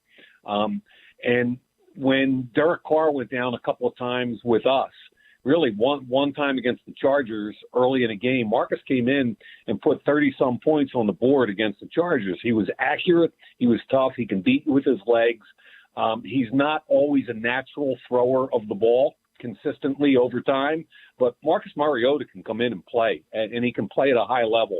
And I like the architecture, as you call it, because you really don't have to change much if he's in the game. You just kind of you shift the game plan a little bit. And regarding number 5, like somebody asked me the other day, you know, who would you not want to play? And right away I said I wouldn't want to play Washington. And the reason I wouldn't want to play him is because if 5 stands on his head, he's going to beat you. And there are only a few guys like that in the league, and Washington has one of them. And what was cool to me was I went back, I told you, I watched the game week 1, and he basically was all about his legs week 1. And I'm really happy I went back and watched that game because the progression for that kid over the season, he can still kill you with his legs. He missed a couple throws week 1 that he won't miss now, because he's such a natural thrower, especially on the deep ball. So he's a kid that has come an awful long way. He's going to be one of the best quarterbacks in the league for years to come. But I would hate to be a defensive coordinator. And that's like when I watch and evaluate a college quarterback, I kind of look at it from a defensive coordinator's perspective. And I'd hate to be a defensive coordinator going up against Jaden Daniels. Mike Mayock, analyst for Westwood One. He and Jason Benetti on the call on the radio nationally this weekend. And last question for you, Mike, is what do you do if you're Todd Bowles? The answer seems to be, as of late, blitz the high heavens. And they certainly did in week 1. And then they've cranked up the blitz to 48% of pass snaps after their bye. So we know Bowles is going to blitz. But how do you do that and make it effective against a guy who is now reading the field totally different than he did in week 1, does have that quick live arm, and of course can make guys miss and make those plays with his legs? Yeah, I made a lot of notes week 1 about pass rush lanes for Tampa Bay. And I've watched Todd Bowles for years. I mean, he's a Temple guy, and I'm a Philly guy, and I've seen him mature for the last 30 years as a player and a coach. And when in doubt, he's bringing the house. Now, what you have to do against any quarterback is talented with their legs, and whether it's Lamar Jackson or Jaden Daniels, or you and I could name 4 or 5 more, none of them quite as good as those two with their legs. But I think what you try to do when you want to pressure is you want to force them in a certain direction. You know, you want to overload it one way, and you want to force them a certain way, maybe an escape to his left. And then you got to have somebody ready. And this is what Tampa Bay didn't have week 1. They rarely spied him. They spied him one time, and I think it was Tryon Shoyinka, number 9, who got credit for a 2-yard sack. But they forced him out to his right. He chased him down the sideline. But when you have a guy this talented, A, your defensive ends can't go past the quarterback to open up a lane, and B, you try to hurt him a little bit like a Sherpa, and then you like to have an answer when he comes out the other end. The problem is trying to put a spy on that guy dictates an athlete of similar caliber, and there just aren't that many running around. Not at all. Mike Mayock, analyst for Westwood One Sports. Again, he and Jason on the call this weekend. Mike, thanks so much for your time here on the radio. Safe travels down to Tampa, and enjoy the heck out of this game. Hope it's a good one. Yeah, and by the way, at the end of the day, you got to give Adam Peters an awful lot of credit what he did in free agency and the draft. And I think that gets overlooked sometimes. I just wanted to throw that in. Absolutely. I mean, hopefully he'll get all the recognition here in a couple weeks for Executive of the Year. Certainly going to be in the mix for it. Mike, appreciate you. Thank you. Thanks, man. See ya. That's Mike Mayock with us here on the Hoffman Show. You never know who's going to show up on a Football Friday. Logan Paulson, his voice is going to be in your ears coming up at 6:30. Next, though, Anthony and I think we got this. You ready for a playoff edition of the Pick Six? Yes, sir. I'm ready for a playoff edition of the Pick Six. Hit the commercial break so we can do the playoff edition of the Pick Six.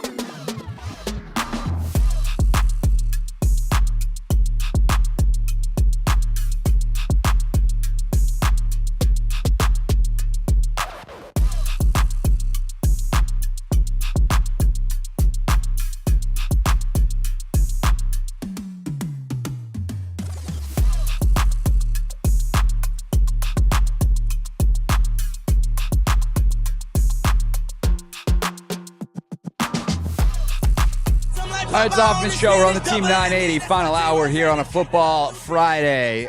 We will finish picking the wild card games that are not Commanders and Bucs when we actually pick Commanders and Bucs at the end of the show. Obviously, we got a little turned around there with Mike Mayock. Initially at 5:30, then went to 5:45, but that is that. What we are going to do now, though, is continue our preview of Commanders and Bucs, and we do that pick six style because it's Friday, and that's what we do. And if Dan Quinn says, hey, we're just trying to keep the same routine, why wouldn't we keep the same routine? The 6 biggest Commander storylines. It is caught! Delivered at 6 o'clock sharp. It's the Pick 6 at 6. We set out to find a leader, someone who could take this franchise to the next level and build an elite team that consistently competes for championships. Friday edition of the Pick 6 goes like this. Who are the most important players to the outcome of the Commanders-Bucs game, or the Commanders game, in this case, Commanders-Bucs, that aren't quarterbacks? That is how we roll on a Friday. Anthony, I believe you have the first pick this week. We pick 3. We catch our breath. We pick 3 more. You are up first, sir. Number 1. Number 1, Mr. Craig Hoffman. This one might take you by surprise, or maybe not. I'm going with Tyler Biadasz, man. I'm going with Tyler Biadasz. Again, I think he has done the best job amongst all our linemen in terms of navigating, like, who's blitzing. He's helped Jaden out. He's helped all the rest of the linemen out. And I think against a team like, the Bucs, who loves to put pressure and send blitzes from everywhere, I think this guy has seen everything. He'll be able to, help Jaden in the second go-round against the Bucs. Also, he's going to be tasked with going up against a Vita Vea, Kalaji Kancey. So he's going to have his hands full. I think dominating the trenches, you guys touched on it all throughout the show today. I think it's going to start with the communication up front, and that's going to be led by Tyler Biadasz. That's a phenomenal pick, Anthony. That's the best pick you've ever made in this segment. Good gracious. There's so many angles to why Biadasz is central to their victory this weekend, and you just touched on pretty much all of them. One, who's coming? Because they definitely struggled with that in week 1, and Jaden was able to make some chicken salad out of Stephen and chicken dung. And that's great, but we need better. And knowing who's coming and when it's coming and where it's coming from gives you a chance to at least slow it down enough to get that quick out to whoever, get the quick comeback route to Zach Ertz, to Olamide, to Jameson. Like, those guys all become really, really, really, really important, and maybe we'll talk about them more. But then you just have the reality that you have 2 very, very different players that you're going to have to deal with inside. Vita Vea sometimes is going to be one-on-one pass rushing against Tyler Biadasz because he is a true nose that lines up as a true nose, but they also line him up as a shade, and so sometimes they'll be, in the run game, you're going to have to double team him, you're going to have to block him one-on-one, you have to do all that stuff. Kancey's the other really interesting one because I think there's opportunity with Kancey. I don't think the part of Take Command we're playing includes this snippet, but this is why you should just listen to the whole hour-long preview. Find time tomorrow or Sunday. The game's not till Sunday night. Listen to the entirety of Take Command, but we'll give you a little bit coming up at 6:30. But Logan talked about how this dude's super quick, super fast, so you have to be on your P's and Q's. But he's not, he's an Aaron Donald starter kit. He's smaller, undersized, super quick from Pitt. But he's not the full Aaron Donald because Aaron Donald was also the strongest guy on the field. Kalaji Kancey's not. He's 280 pounds, and you can push him around a little bit. And so I think there's opportunity to run right at Kalaji Kancey and bury him with double teams and get some movement along that line. And Biadasz is going to be a part of basically all of those double teams. So I think there's a ton on Tyler Biadasz's plate, and he's not full strength. He's just not. He was a full participant today. That's great. He's going to play in the game, but how much, especially if also you want to pull him and get him out on the edge. He's been one of your best pullers this year. The play he got hurt on was a play where he got rolled up on pulling. So can he get out on the edge? I think there's so much to talk about with Tyler Biadasz, but we just did. So that was number 1. Number 2. I'm just going to go super obvious here. One of the big things I talked about earlier in the show is your stars have to play like stars. And so I'm going Terry. And there's a lot of ancillary pieces that have to go right to win a playoff game. But I think on a very baseline level, you have to set your stars up. Think about the Chiefs the last 3 years. How many bad games has Travis Kelce had in the playoffs? Basically none that I can remember. When they need him, he is there. And there are a ton of other examples of great players on the edges or running backs that have carried teams through playoff games. And sure, you might have an unsung hero, but often the big players are the ones that step up in the biggest moments. And this is not just on Terry to be the guy that we know he is. And my God, he was great in the last drive last week. Not only the game winner, but the 2 catches he made on the slant and the dig to get first downs when they needed it. That was so major, so big time. So think back to week 1, Jaden barely looked his way. I don't think they realized what kind of weapon they had. Now they all know. Everybody in the building, everybody in Raymond James Stadium is going to know 17 is going to be involved. They move him around a lot more. That even increases on third downs. Like, it is hard to overstate how important he is to them. And not just from the production, but the energy he brings when he's involved. Get him involved early. Keep him involved the entire game. I would assign like a quality control coach to count every 10 snaps. And if Terry doesn't have a touch every 10, actually screw that, every like 6 snaps. If Terry doesn't have a play called for him every 6 snaps, that guy's job is to go tap Cliff on the shoulder and go, hey, Terry time. Okay, cool, got it. Like, it's got to be with a high level of consistency. Mess around, find out. Terry McLaurin, number 2. I love it, man. Hold on. Number 3. Number 3, Mr. Craig Hoffman. I love when you go, Mr. Craig Hoffman. The hands get rubbing. And I know there's some good stuff coming. Let's go. Here we go. I'm going with Jalen McMillan. And I'm going with him because I feel like all eyes are going to be on Marshawn and Mike Evans, and I think they're going to have a great duel. But this guy has sort of kind of flown under the radar, in my opinion, all week because this guy, in the last 5 games, he's had 7 touchdowns. So he's been that other guy that Baker Mayfield has been spreading the ball around to.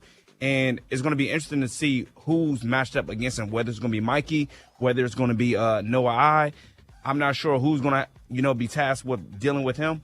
But the fact that he has been super impactful as of late gives me reason to, have some type of concern just because I feel like a lot of attention is going to be at Mike Evans. But this guy, we got to make sure we don't allow him to get off. And Mikey, he's played well this year. He won Pepsi Rookie of the week this past week. So let's see if he can step up in this big moment and go out there and put on. Mikey's a big-time player, and I do like him against a fellow rookie where it's not like some veteran know-how that might get him. But Jalen's a really good route runner. He's just a good player, and he's really come on in the last month or so. He had production earlier, but they've found ways to use him, and he's going to have some matchups probably with Noah, some with Mikey. And I think that's going to be definitely huge. I think the other thing, too, and we'll talk about this more as we go here, the ability to make plays off schedule. The plaster, and a guy like McMillan seems to have a pretty good feel for that based off where he's getting some of his catches. So it's in structure, it's out of structure. All these guys. Yeah, Evans is huge. Otten is great for them, but we'll see if he's going to play and just how healthy he is. He's a little banged up. We know about Evans and Lattimore, but McMillan is definitely a weapon. And so I think that's a great call. And I also think that the corners for Washington, we should probably talk about it from that end. Like, Mikey won Rookie of the Week because he had a couple of really big-time highlight-level plays. He also had some other plays that shouldn't go on the Rookie of the Week tape. And that's kind of who he's been, is when you throw at him, it can be a big chunk play or he might decleat your receiver. And over time, he's going to become more consistent because he's a rookie who's in his 3rd year playing corner ever. He was a wide receiver when he got to Michigan. Meanwhile, Noah, oh my God, not a good month of December for Noah Igbenogany. So can they get him in some tough spots? Can they get him on some bad matchups? Like, I think Marshawn probably follows Mike Evans to the slot because they're going to try to get Mike on Noah in the slot. And so, like, there's going to be some games played, some guys playing in some funky positions as they move Mike Evans around and Marshawn shadow. So there's a lot of communication that needs to happen too. And a guy like McMillan might be the type of guy that gets lost in the wash. Can't have that happen as it did in week 1. When we get back, we will take a look at the other 3 players that we are going to select. Actually, we'll pick them. We don't even know who they are yet. Blanks on the sheet of paper. So the final 3 in our pick 6. Next, before you hear from Logan previewing this game coming up at 6:30. But first, let's get an update on the latest in the world of women's sports, presented by Wawa. Chicken how you want it at Wawa with customizable, crispy, or roasty chicken sandwiches.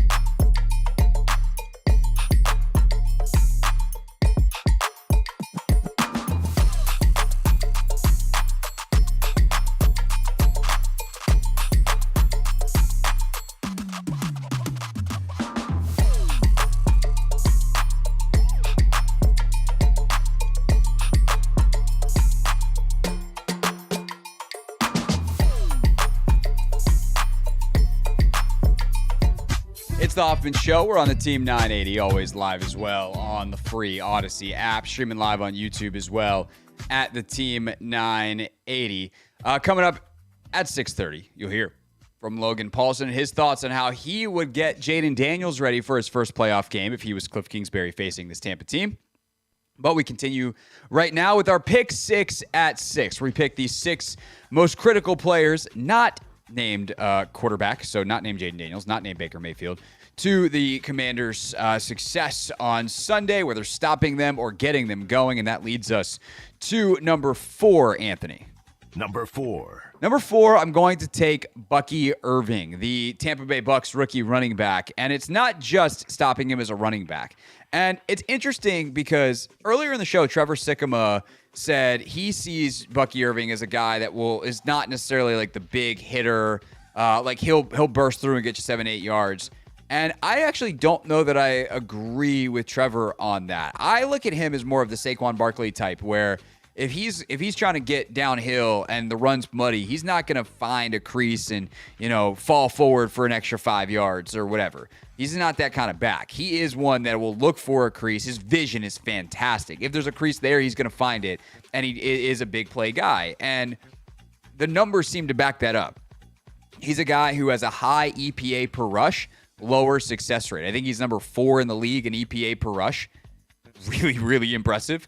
But he's only 13th in success rate. So success rate is telling you how often you're consistently getting the yardage that you need based off of the success rate formula, which is basically, do you get on first and second down half the yardage remaining? On third down, do you get the first down?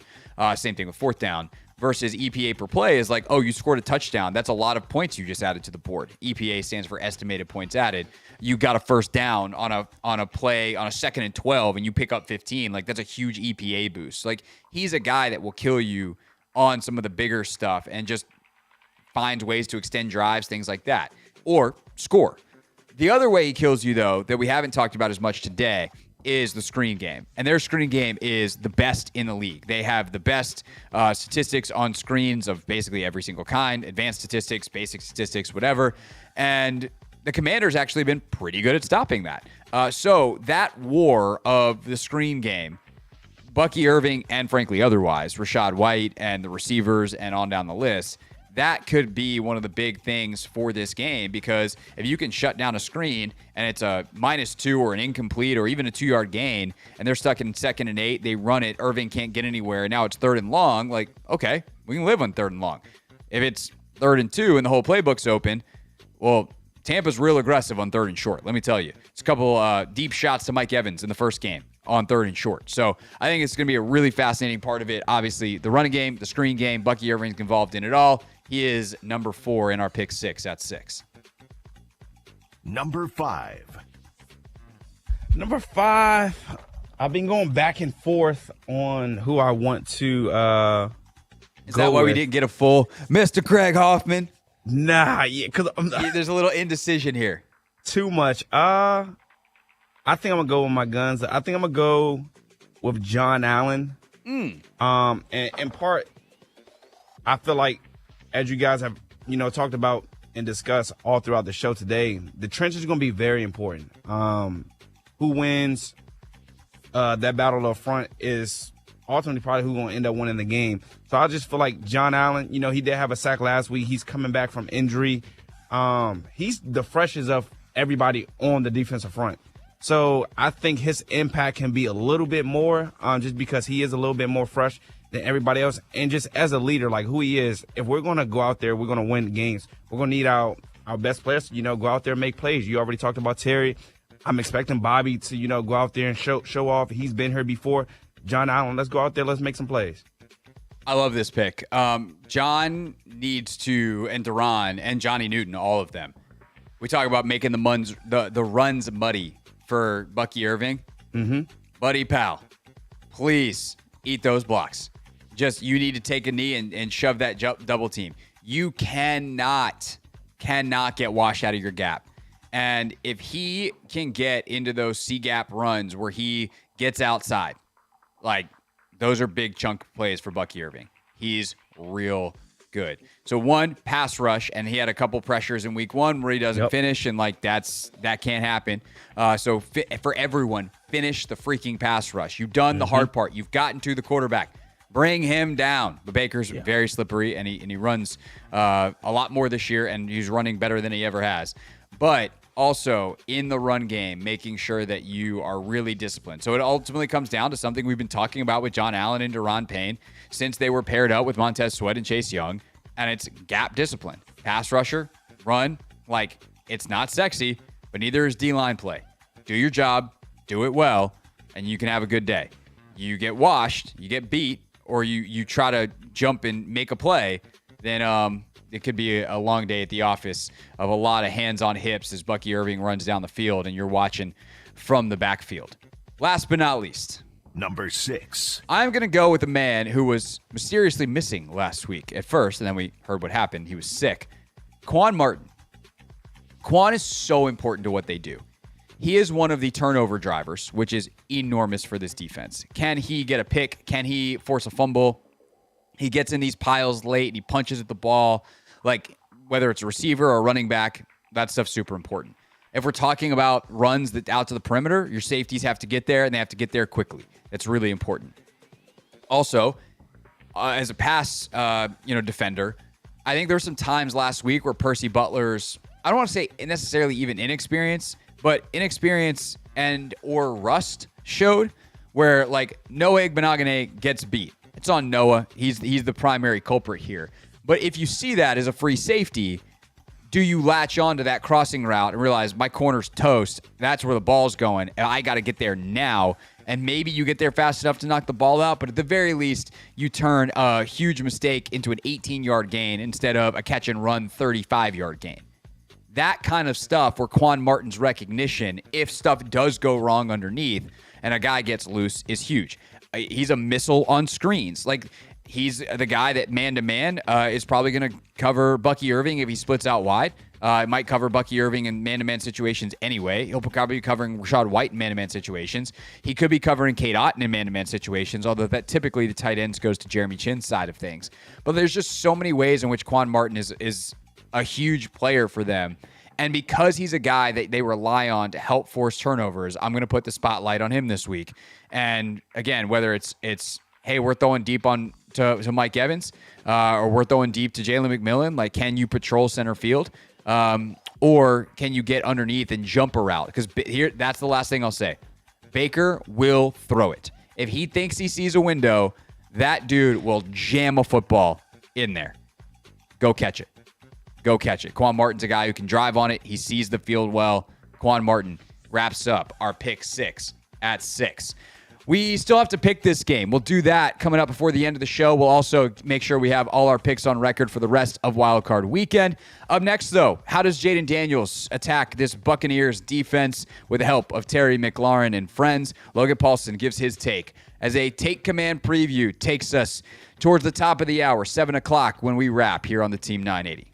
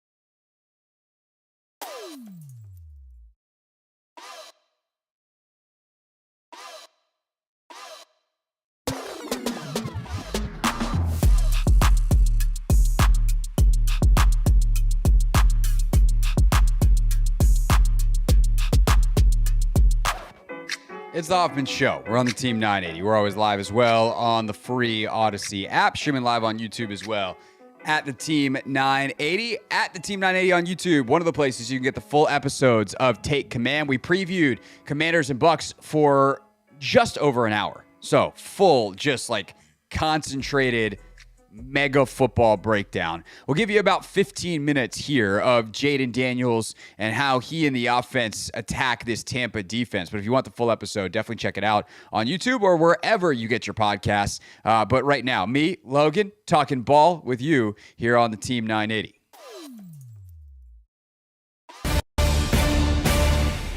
Take command, Logan Paulson there, Craig Hoffman here.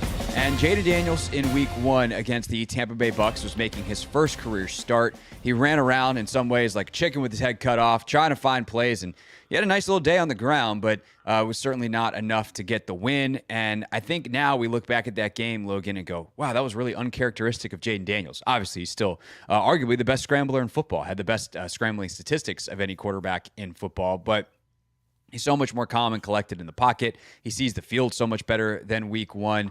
When you look back at that week 1 performance against Tampa and think about what you'd be telling Jaden if you are Cliff, if you're Tavita Pritchard, if you're on that staff, you're Brian Johnson this week, like, you just kind of chuckle at how far he's come in this rookie season? Yeah, I think so. I think that's one thing when I was watching the first game, I'm like, this really is not – it's not transferable. It's not like Cliff's offense, and that's nobody's fault. It's Jaden Daniels' first game, and I think he had like a fine game. But like we talked about when we reviewed the Tampa Bay game, there's throws that he makes with such confidence now, right, and such dexterity now that he just didn't attempt. You know, he was just like, I don't love it. I'm going to scramble. And I get that. I understand in your first game being, and I think this is also to Jaden's credit. Like, one of the things that's made you awesome this year is how you protect the football.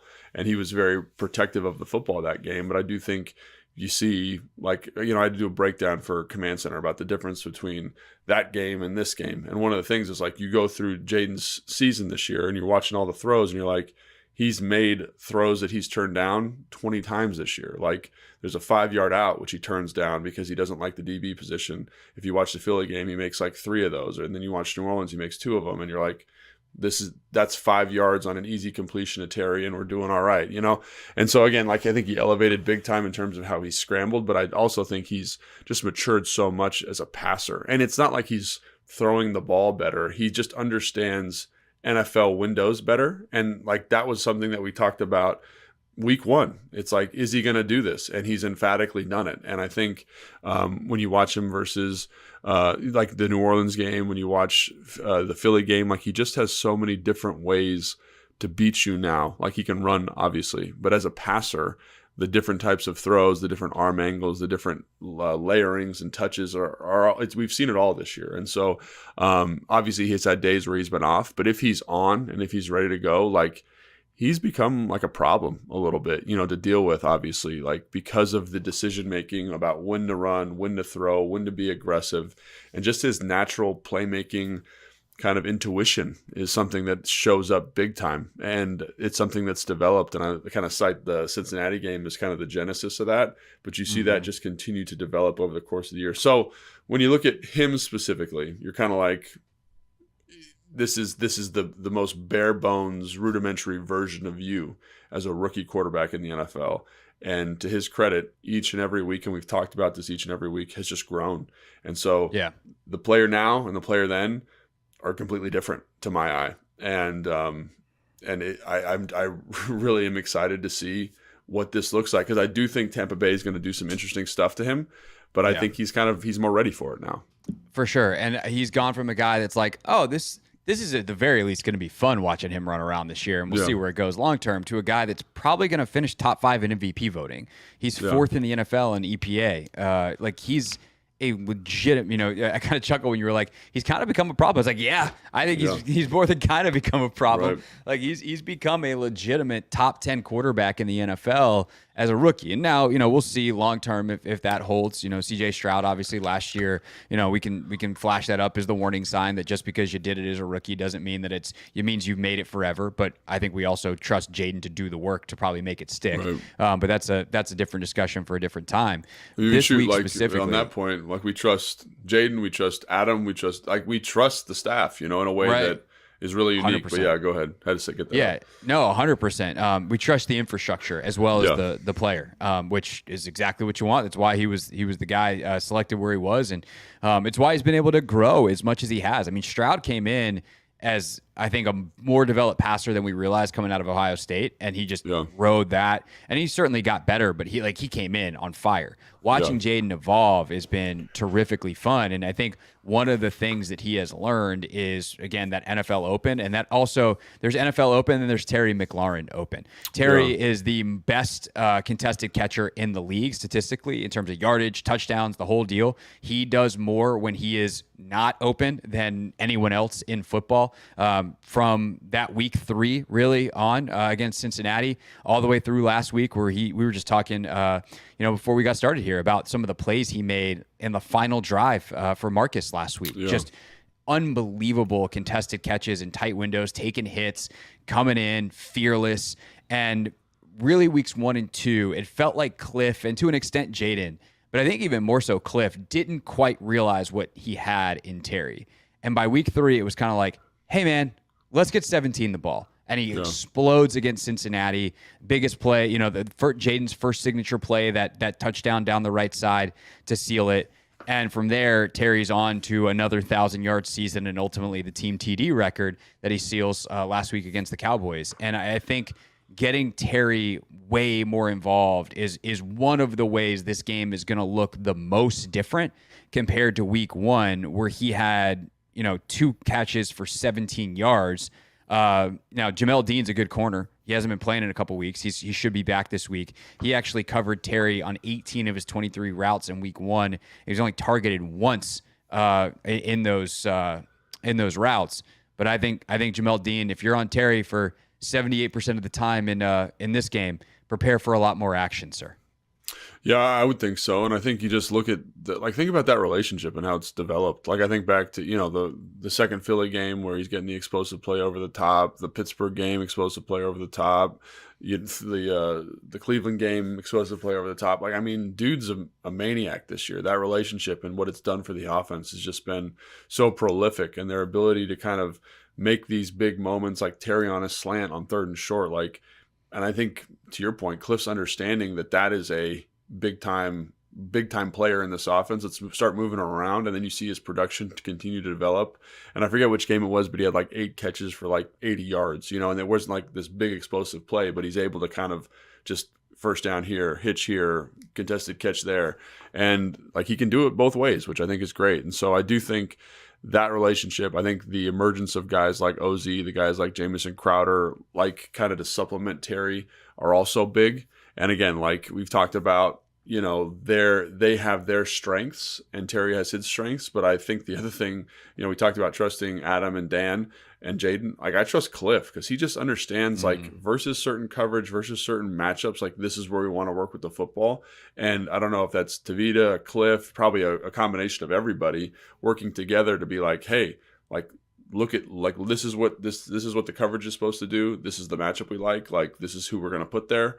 Let's make it go. And I just think you just see not only a maturation from Jaden, but a maturation just from the offense in terms of finding what guys do well and helping maximize them. So I think this is going to be, again, the Terry thing is huge because I think look at, we talk about this all the time.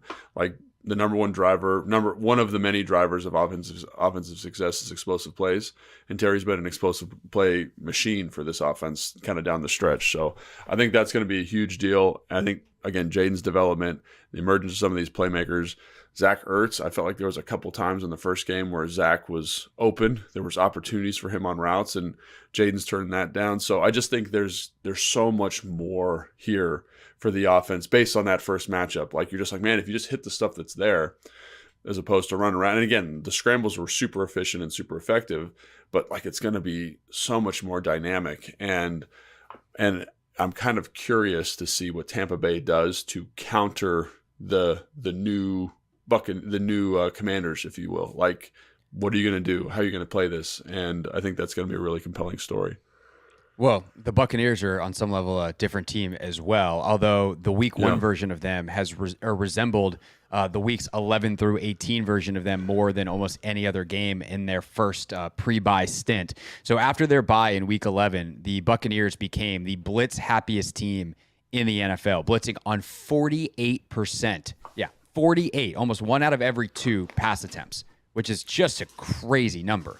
That said, they blitzed Jaden 47% in week 1. So that's kind of how they played in week 1. I'm sure that you'd have to go into detail, and this would be the time if they're doing it the same way that they, the blitz packages that they deployed in week 1.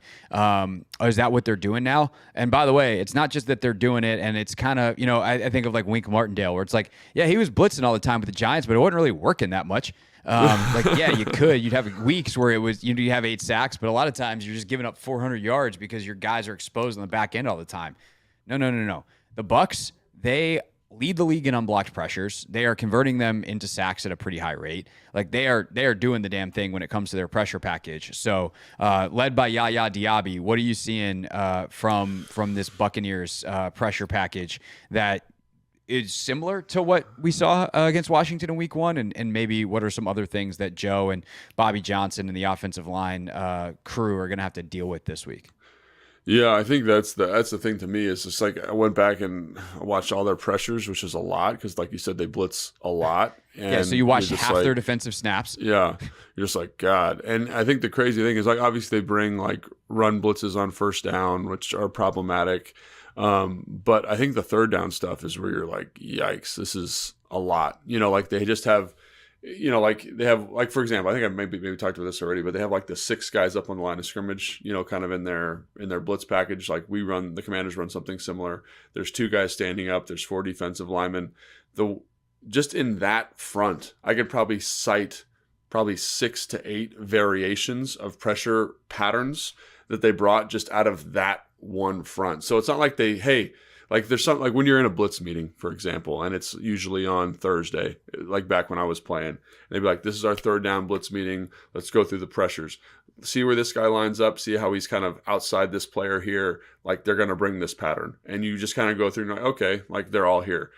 With this, like I kind of went through it and was like, is there a tell? And I know the coaches are going to be locked in. They're going to find a tell. But because there's so much variation off the same look, kind of like the offense with Liam Cohen, how they have kind of the same stuff off the same formation, same personnel. It's the same thing with the defense here. And you're like, what are the tells? So I would just say, like, Johnson, the offensive line coach, has got to earn his paycheck this week in terms of finding consistent tells to help make sure you get those pressure packages targeted correctly, because it's going to be tough, man. If you're in 3rd and long a lot in this game, it's going to be really, really tough to kind of manage those pressure packages. And the other thing I wanted to point out too is in the first matchup, I felt like Tampa Bay was kind of figuring itself out. Like Yaya Diaby, who I think has had a really good year, is like taking inside moves on Wiley all the time and losing contain in the pocket, and Jaden just kind of steps around it, and then there's no contained player and scrambles up the field. So I would think if I'm the defensive coordinator, if I'm Bowles for the Tampa Bay Buccaneers, I'm like, guys, we're going to bring our pressure. We're going to do what we do. We have to be consistent with our rush lanes. When you look at the teams that have been most effective versus Jaden Daniels, Dallas Cowboys, Philadelphia Eagles in the first matchup, the Pittsburgh Steelers, they were dogmatic about their rush lanes and their rush lane consistency. We will get free runners. We will get free runners like Dallas did because I trust my blitz scheme, but you guys have to keep them in the pocket. If they do both of those things, Jaden Daniels they're not going to let him win with his legs. If they can corral him the way we're talking about, because they have guys that rush in a way that's problematic for Jaden. Yaya Diaby is kind of a power rusher. Baldwin, the other guy, the other outside linebacker, Anthony Nelson, excuse me, I'm thinking of a different player. But they compress the pocket as rushers. Vita Vea compresses the pocket as a rusher. And then when you add that compression element to free runners off the blitz, it becomes hard. That's where Jaden Daniels struggles a little bit. So what's the answer from a protection standpoint? What are the answers from a route standpoint? And then Jaden Daniels, can you elevate us the way you've done all year? I think is going to be a big question on 3rd down specifically. So Diaby this year, 57 pressures, 13 run stuffs. That is just one of 8 edge players to record 50-plus pressures, 10-plus run stuffs. The others, he's a beast. Yeah, Myles Garrett, Jared Verse, Jonathan Grenard, Brian Burns, Greg Rousseau, Will Anderson, Max Crosby. So he is in pretty good company in terms of guys that really starred on the edge. Some of them, guys like Garrett and Crosby, obviously longtime standouts, and plenty of others. Will Anderson, one of the best young guys in the league. Rousseau was a monster this year for Buffalo. So really good company that Yaya Diaby is in. All right, that is how Jaden and company can get it going against Tampa. We'll see if they can do it Sunday night. We will be live post-game. Yeah, it's going to be a late one, but we're going to do it. I'll be live on YouTube at the Team 980 and at Craig Hoffman, 1067 The Fans page as well for a Take Command instant reaction show. So join us there, or if you're like, I got work on Monday. I can't do the live thing on YouTube. That's okay. It'll be in your podcast feed on Monday morning by the time that you wake up. When we get back, it's time. I've dreaded this moment all week. We're going to pick the game next.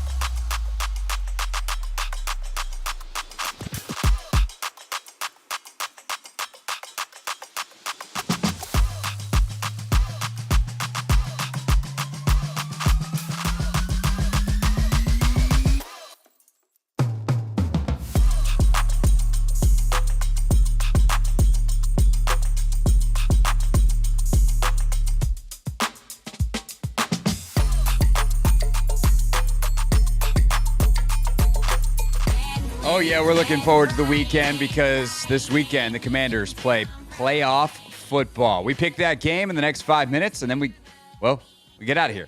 We're done. We're done working for the week. Doesn't mean we're not going to work on the weekend. Again, we'll be live for Take Command postgame at 11:30 at night. But, hey, it's what the people want. Some playoffs got to work overtime, Anthony. Sometimes it be like that. All right, so here's what we're going to do. We're going to roll through all of the playoff games. We're going to pick them all.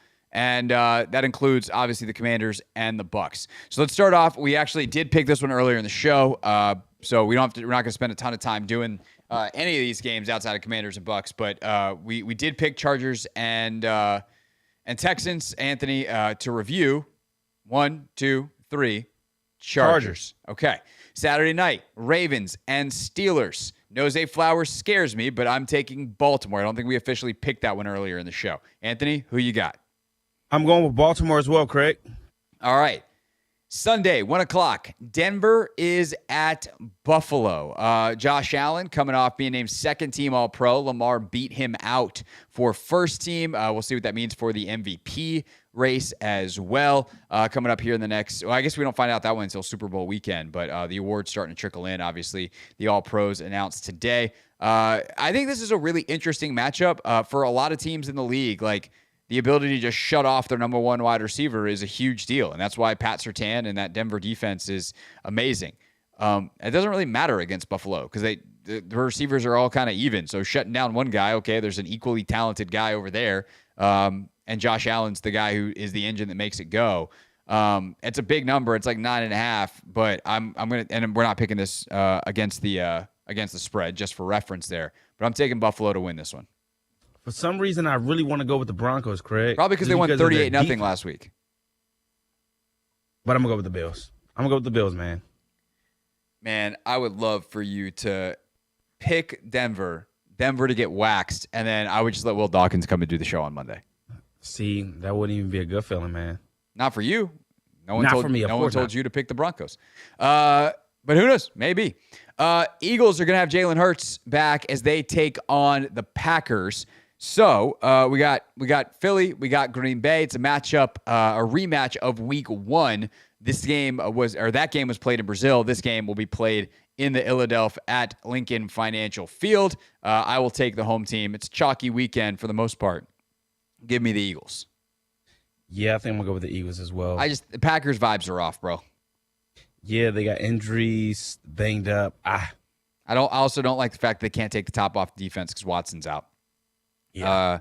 So there's that. All right. Skipping ahead, Monday night, the Rams are they're still hosting this game against the Vikings, but this will be played in Arizona due to the wildfires in LA. Good decision by the NFL to move this. Not just because the danger of the fires, but every emergency personnel and like all the people that staff an NFL game, they got bigger things that they're worried about right now. So good job by the NFL to be decisive and move this and not try to squeeze it in. It does suck, obviously, for the city, but they got bigger things that they're dealing with right now. As for the game itself, Minnesota is a slighter favorite than I think you would think. It's just a 1-point line here. I do think the Vikings are just the better team, though. I'm going to take Minnesota here. Yeah, I'm going to go with the Vikings as well. I'm hoping, though, that the Rams offense really is clicking at an all-time high. That's what I'm hoping. You want to see the upset? I do. Okay. I want to see the Broncos win, too. I'm rooting for a lot of upsets. Well, now we get to the last of the potential upsets. We rewind Sunday Night Football. Commanders and Buccaneers. I have not felt good about this all week, Anthony. And I don't really feel that good about it right now. I just think that the Buccaneers are a very, very solid football team. And I think them getting Antoine Winfield back is enormous for them. But I'm not going to bet against 5. I'm just going to, I don't have a good football reason other than Commanders got 5, and 5's really good. Give me 5. I got 5 on it. I got the Commanders. Hey, look, in 5, I trust also Marshawn Lattimore being on our team helps a lot. I'm going with the Commanders, 31-27, upset, Sunday Night Football. And dang, what's the state? It's James something. Raymond the stadium. James. What's Man, the name of the stadium? Raymond James Stadium. You really Raymond James Stadium, Sunday night, baby. Anthony, how long till the show's over? Exactly 1 minute. Okay. I was scared that you're going to be like 2 seconds. All right. We don't have time for real things, which is a damn shame because there's a really funny Snoop Dogg bite. It's making the rounds. It's from the Kelly Clarkson show. He explains about where the name Snoop came from. You should watch it. You can find that on your local Instagram feed. Here's what I'll say about this game. Not only is 5 critical, obviously, to the success, but I think it's worth pointing out, like, the quarterback on the other side's been sensational this year. One of the greatest touchdown seasons ever by a quarterback. He's got 41.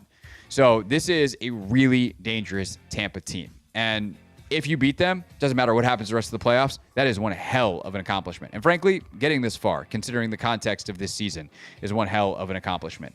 But the Commanders can win this game. Sunday, we'll find out if they do.